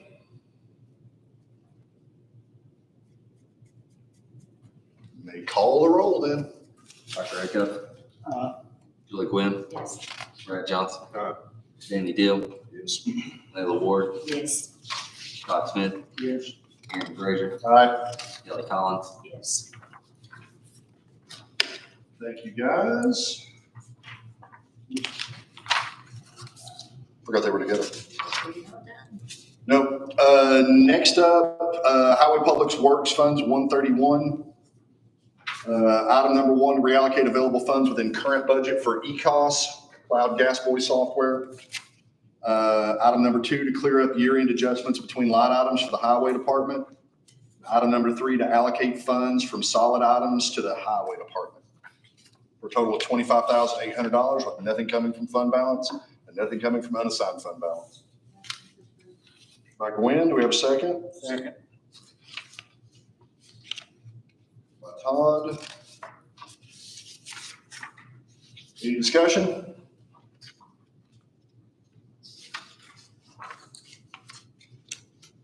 Call the roll. Dr. Acuff, Aye. Julie Gwynn, Yes. Brad Johnson, Yes. Danny Deal, Yes. Layla Ward, Yes. Todd Smith, Yes. Aaron Frazier, Aye. Kelly Collins. Yes. Next up, General Purpose School Fund number 141, budget amendment number 11. Item number one, to reappropriate funds within technology for end fiscal year budget cleanup. Item number two, to correct budget amendment 141-2. Item number three, clerical error on amendment from October. Item number three, to make year-end adjustments for pre-K. Total of $38,031.46. So moved. Dr. Acuff, do we have a second? By Julie Gwynn. Any discussion?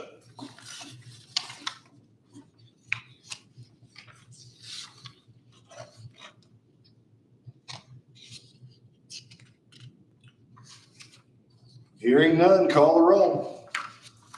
Dr. Acuff, Aye. Julie Gwynn, Yes. Brad Johnson, Danny Deal, Yes. Layla Ward, Yes. Todd Smith, Yes. Aaron Frazier, Aye. Kelly Collins. Yes. Next up, no action required, just an FYI, I suppose. School Federal Projects Fund number 142, budget amendment number 12. Item number one, to reverse budget amendment 142-11, item number 9. And item number two, to correct budget amendment 142-11, item number 9. Item number three, to reallocate available funds within the current budget. Item number four, to reverse budget amendment 142-11, item number 1. And item number 5, to correct budget amendment 142-11, item number 1.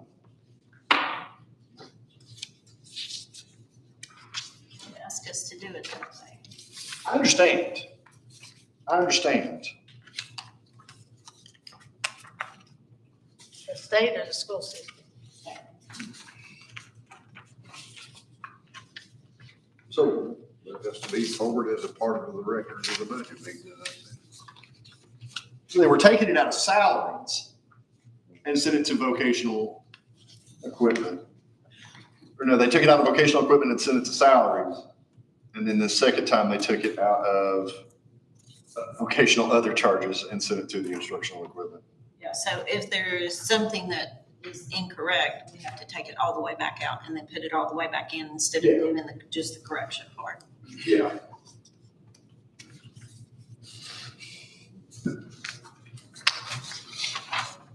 And then, what's the other one?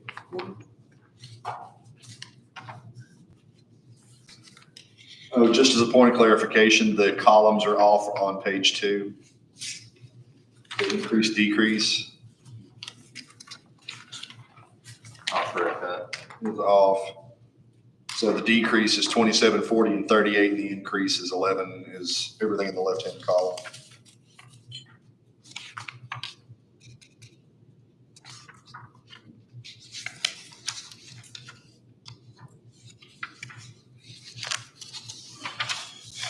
All right, right, moving on.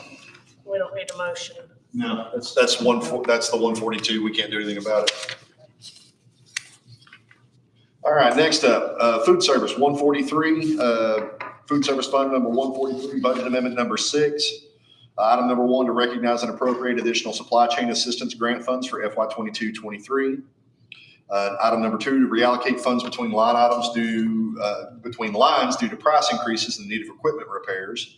And item number 3, to reallocate funds between lines due to price increases and summer feeding for a total of $159,357 and 44 cents, with nothing coming from fund balance. Floor is open for a motion. So moved. Dr. Acuff, do we have a second? Second. Ms. Collins? Anything further?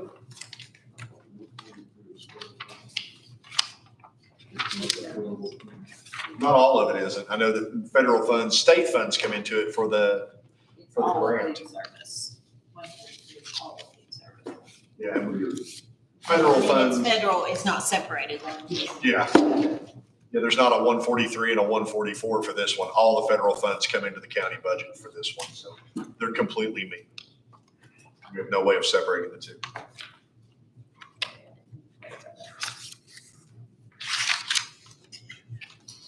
May call the roll when you're ready, Mr. Perry.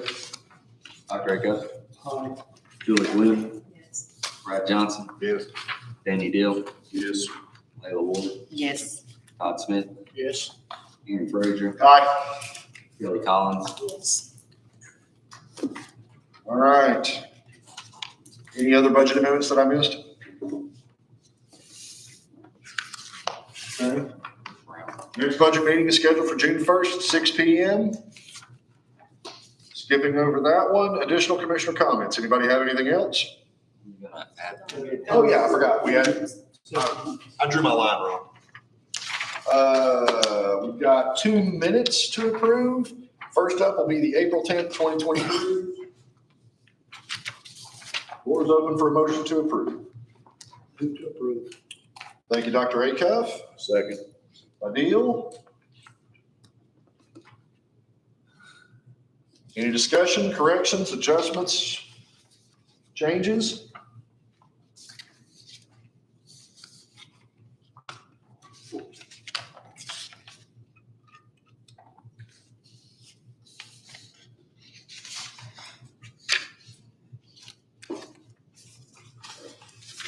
Hearing none. All in favor, say aye. Aye. Opposed? I'll abstain though. Thank you. So we have an abstention for Ms. Collins. Everybody else? Aye.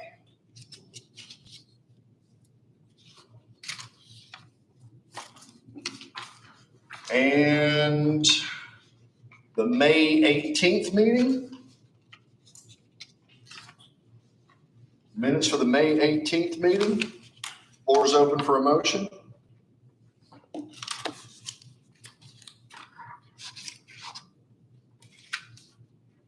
I think this is the May 8th, according to the minutes that I have in. Typo. It's a typo that we're going to correct after we get the motion.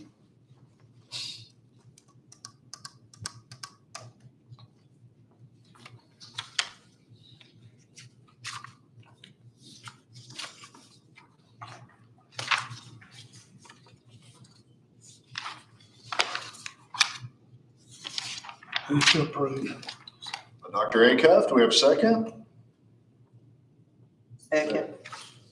By Ward. The correction that would need to be added and amended would be for the change to May 18th rather than May 8th. Do you accept that change, Dr. Acuff? Yes, sir. Ms. Ward? Yes. Any other corrections that need to be changed or made?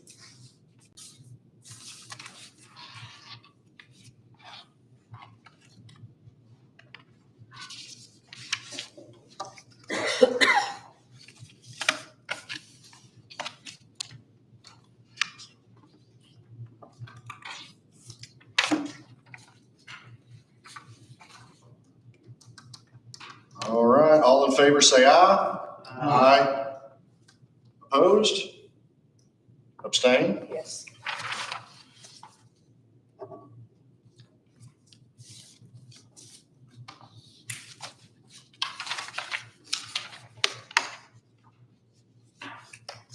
I think the only other thing that we would have in commissioner comments would be, not really comments, but just Parks and Rec budget approval for 38,000 down, which I'll send you. And, oh, there is one thing that we have to go back and address because we approved the outside agencies without First Tennessee Human Resources.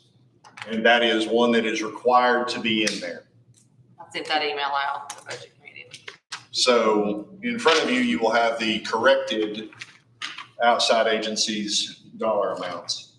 So First Tennessee Human Resource does have to be funded for $30,570.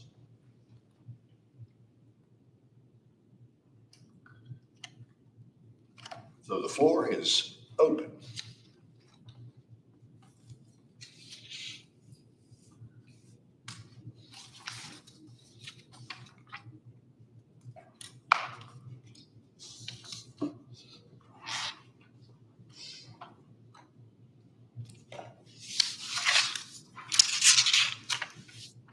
And that's the only change that's listed in this one, correct?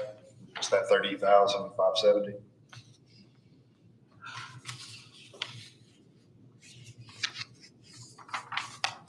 Don't everybody jump at once.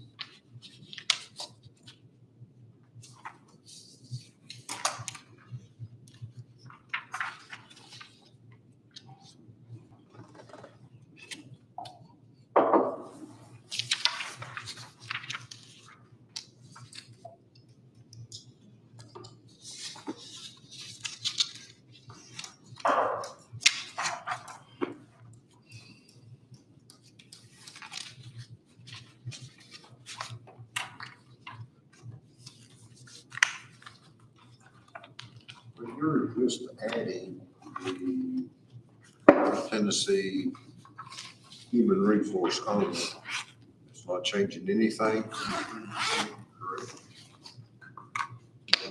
We didn't fund it, look at these. This was last week, and this is the one this week.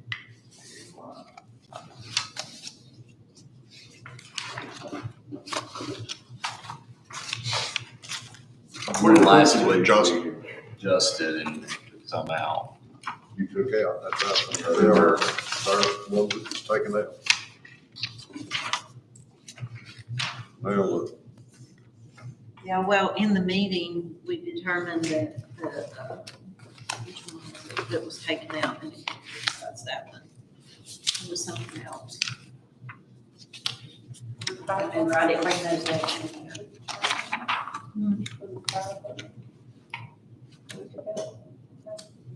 No, I didn't bring those notes in here.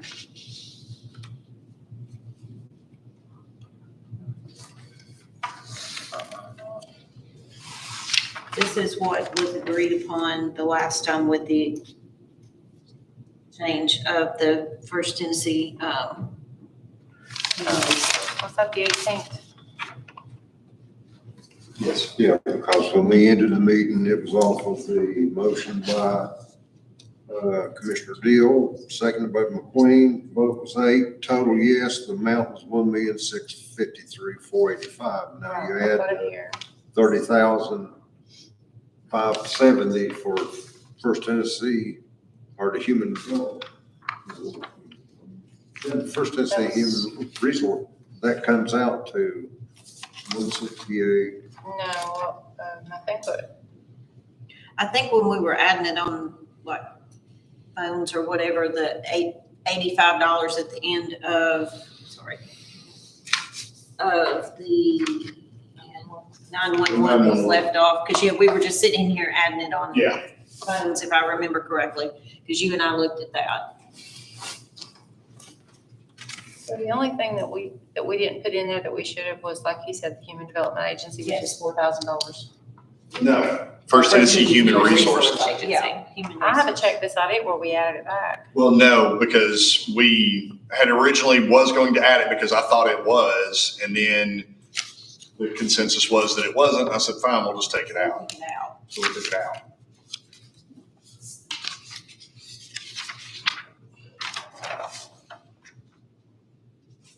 Now we're short two. No, we're just short one, which was the 30,570.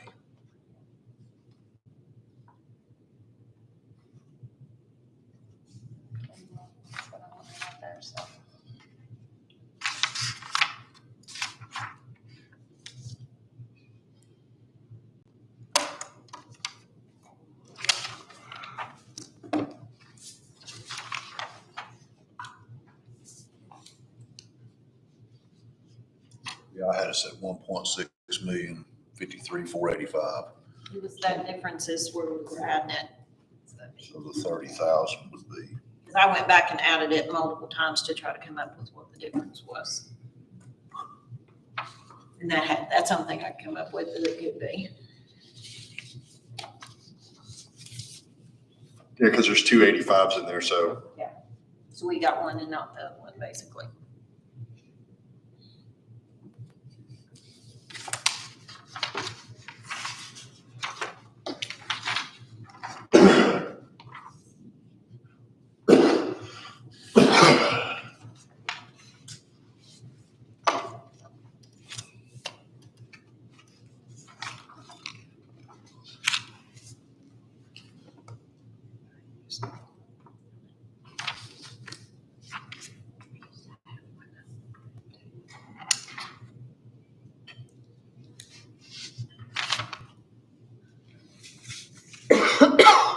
The only change is the minimum funding that we have to supply. So that's just the First Tennessee Human Resource District, or First Tennessee Human Resources. So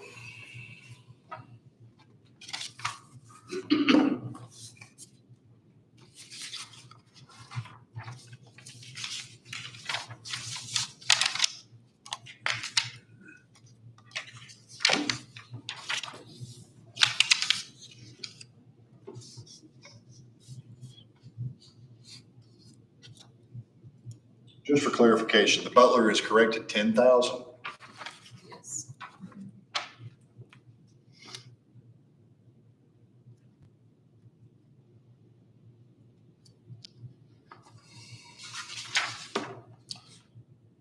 Well, hearing no action, we'll put this on the June 1st as well.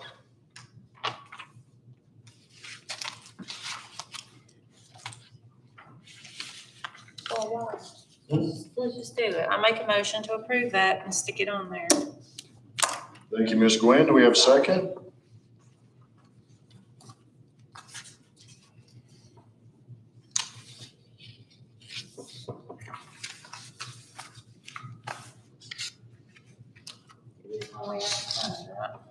Yeah, these are all MOEs.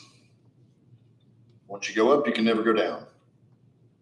And some of them are calculated in unfunded mandates, like First Tennessee Development District and First Tennessee Human Resources. I'll second. Second by Mr. Smith. Discussion.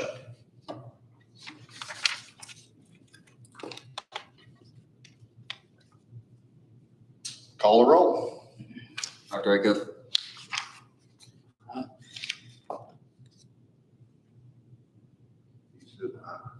Sorry. Jilla Gwynn? Yes. Brad Johnson? No. Danny Deal? No. Layla Ward? Yes. Todd Smith? Yes. Aaron Frazier? No. Kelly Collins? No.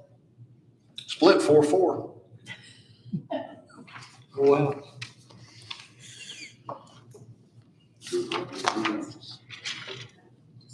June 1. So from the nose, do anybody want to add anything to the discussion? Just for point of clarification for the June meeting? I will. Fire away. Got around $105,000 for my district, so that's a big no for me.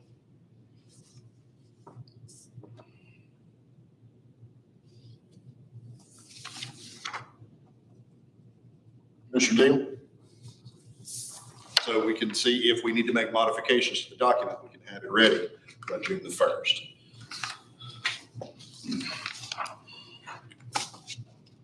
I see a lot of ones that I'd like to help that's not mandated. That's the problem I have. Mr. Johnson? We get into the discussion tonight and we could reapproach it tonight, or we can hold it till June 1st. Because this one has to be approved to be sent through for Carolyn to finish the budget. We don't have a choice on these individual items, so. It's gonna keep coming up until we basically approve it. So I'm confused. Is the motion for just funding First Tennessee Human Resource Agency, or is the motion for the whole list again? The whole, we have to do the whole list. I understand now, because I was starting off just for me. No, we have to approve the whole list again. Okay. And besides, it had to pass with 6. Yes, I, Because it had already passed. just clarification for myself. Well, I thought the motion was to add the First Tennessee Human Resource Agency. I thought that was what I'll Julie change my vote to no. Mine is no. I thought the same. Okay, then I wasn't the only one. Okay, so, Assume it's all no's, All right? those. all right, so where we at? Where we want it? Because remember, this is only 1 3/4 cents. I understand that we're up against the wall, but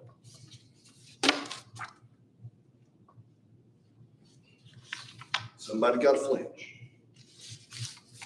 I can't flinch.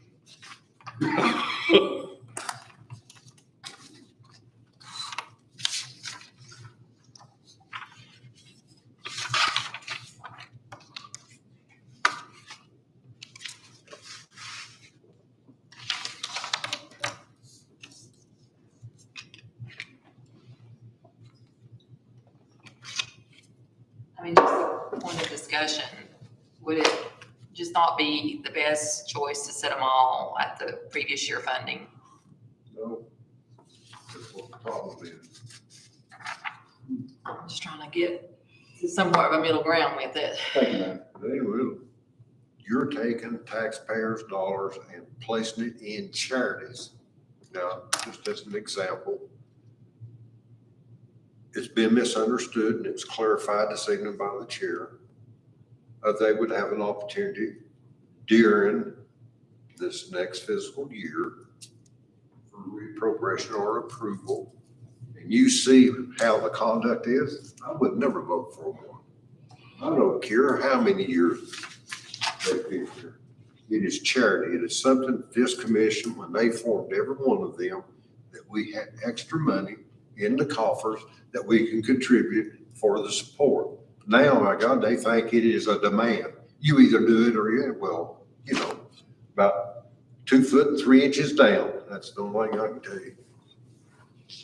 No matter whose district it's in, that is wrong. We are crunching. That's your opinion. That's your opinion. Well, I'm an elected official. I can give you my. Well, I know, just make sure it's understood your opinion. You don't speak for everyone. I'm You not certainly in a position sounded to like speak for you everyone. did. I'm not a chair. You certainly sounded like you just did. Well, that's You good. said You we, accept it. I'll tell you too, it's wrong. in your We're opinion.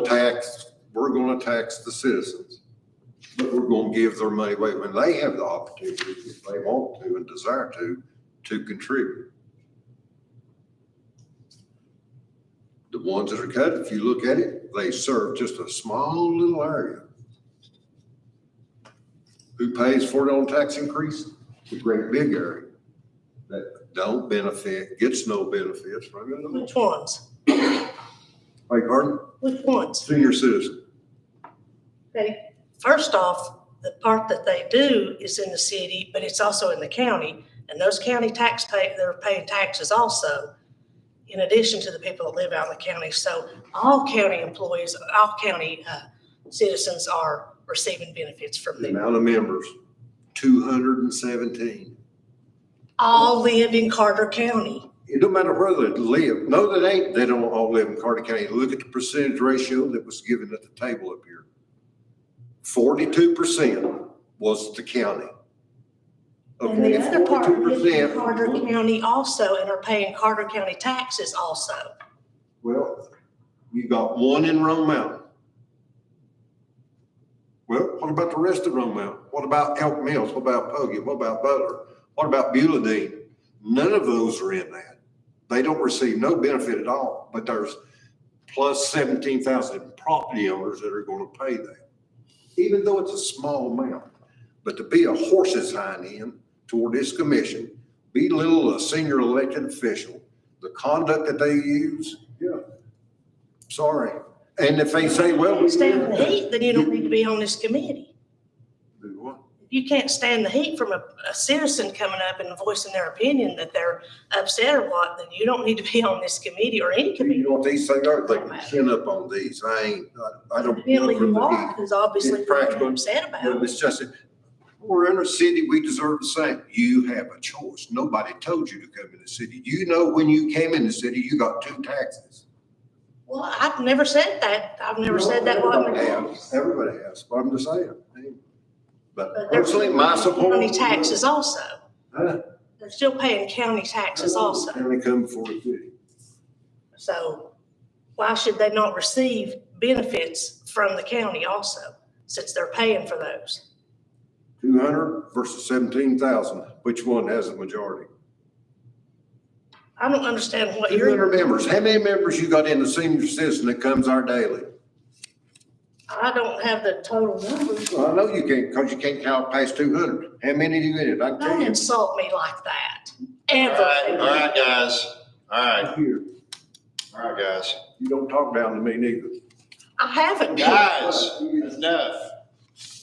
Mr. Chair, we have a point of debate, is that correct? There's no profanity used. There's nothing violate the rules of policy procedure of this county on the conduct in a committee. Is there? Okay, so you have no right as a chair to tell us that's enough. I'm saying just bring it down a notch. We don't have to insult each other. We're all here for the same goal. Understand? But anyhow, take it back on the June 1 meeting. It failed. Make sure you bring your list of who, what, when, where, and why for individual lines. Be able to present your case for who needs to go in, because if you can make a case for one, you can make a case for all. So And as we referenced before, but apparently nobody listened, because I had to double check myself that I wasn't the only idiot in the room. We do not have to put them into our budgetary process right now. no, we do not. We may have more monies come in that will allow us to do that in the budgetary process. But if that does not work, we still have the option, according to Attorney Harden, to take it out of unassigned fund balance. The only questionable part is, will it create an audit finding? What you are looking at, the difference is $175,809, which is not a whole lot to be doing a whole lot of things with. I think we all need to go home and think about what we want to do and how we're going to do it. Instead of shooting at each other here in the room. I mean, we're all on the same team. We are stuck with an impossible task. We did make this task our own. And one point of clarification, whereas we may not be able to do it in the July, we may not be able to do it in July, according to the state auditors, we could still technically take it out of this year's funds to fund whatever the request is for There are next year. There are options. We have those options without raising tax dollars on this particular part, which should hopefully make everybody happy. Well, if everybody will permit me, the services that are provided here, if we had to provide them as a county, would cost 10 times as much. By them being an outside agency, it saves us that extra cost. That's the way I've always looked at it, because I mean, can we go in and do what, if we had to open a soup kitchen like Second Harvest, or like Loaves and Fishes or ARM? What would that cost look like to the county? Which when I gave you that 175, that was, I had went in and tweaked my list a little bit, so it's gonna be closer to the 200 mark. Right. But that was just for my own thought process, but we can do that. It can be done and still make everybody happy and still not cause more on the Never mind taxes. on We're my, not gonna be able to do that. It'll cost a lot of funding. oh, it would. I think it would. That To type take of that money, much that type of money money out of fund balance. in June. In June, still in our APWA.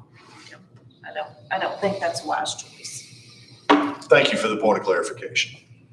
It's sure another thing I had to overlook, but one in our concern, and it took place here in the meeting, is on the city fire department, request of 75,000, and the amount was for 9,000 for training. What they did last year did not provide none. I understand, sir. Okay, but we got it left here, so that needs to be zeroed out, because that means they got 9,000. It is zeroed out. Yeah, we had left them out 75 above is for on that one. the public library. Bifocals.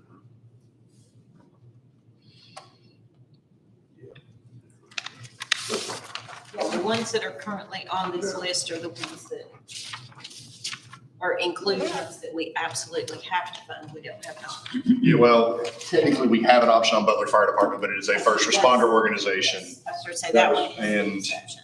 they've gone up sixfold or threefold on the number of homes that they're supporting. It went up from like 116 to 600.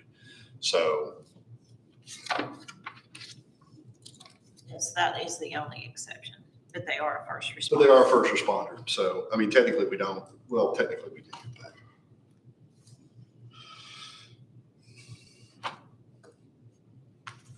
All right, so for June 1, Carolyn, this will be on there.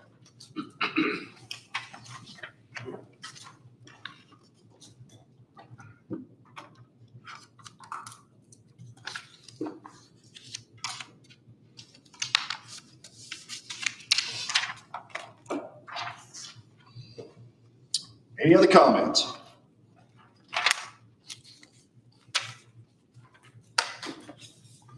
Oh, I did have one more. Talking with Dr. Erica, I think it's in rules and bylaws, and I'm certainly gonna recheck this because I am incorrect, that if you start a meeting, you finish the meeting.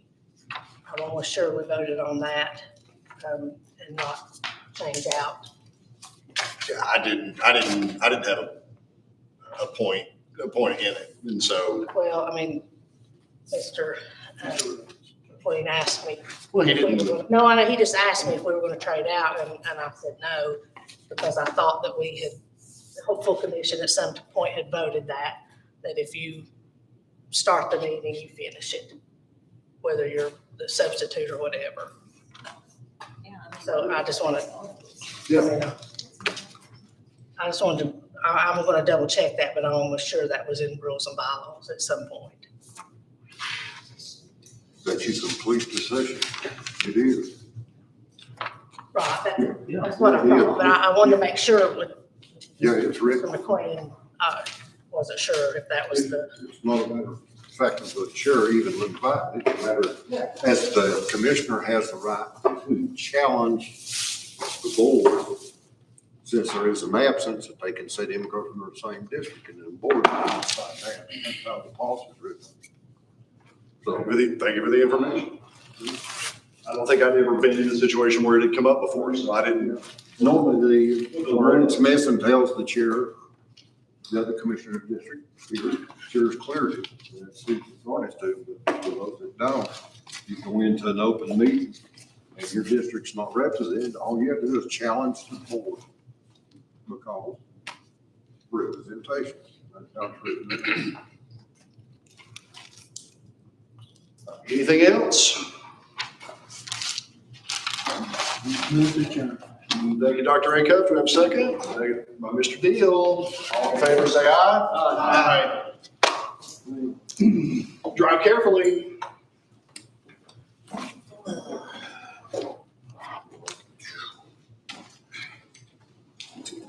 I have that effect on me.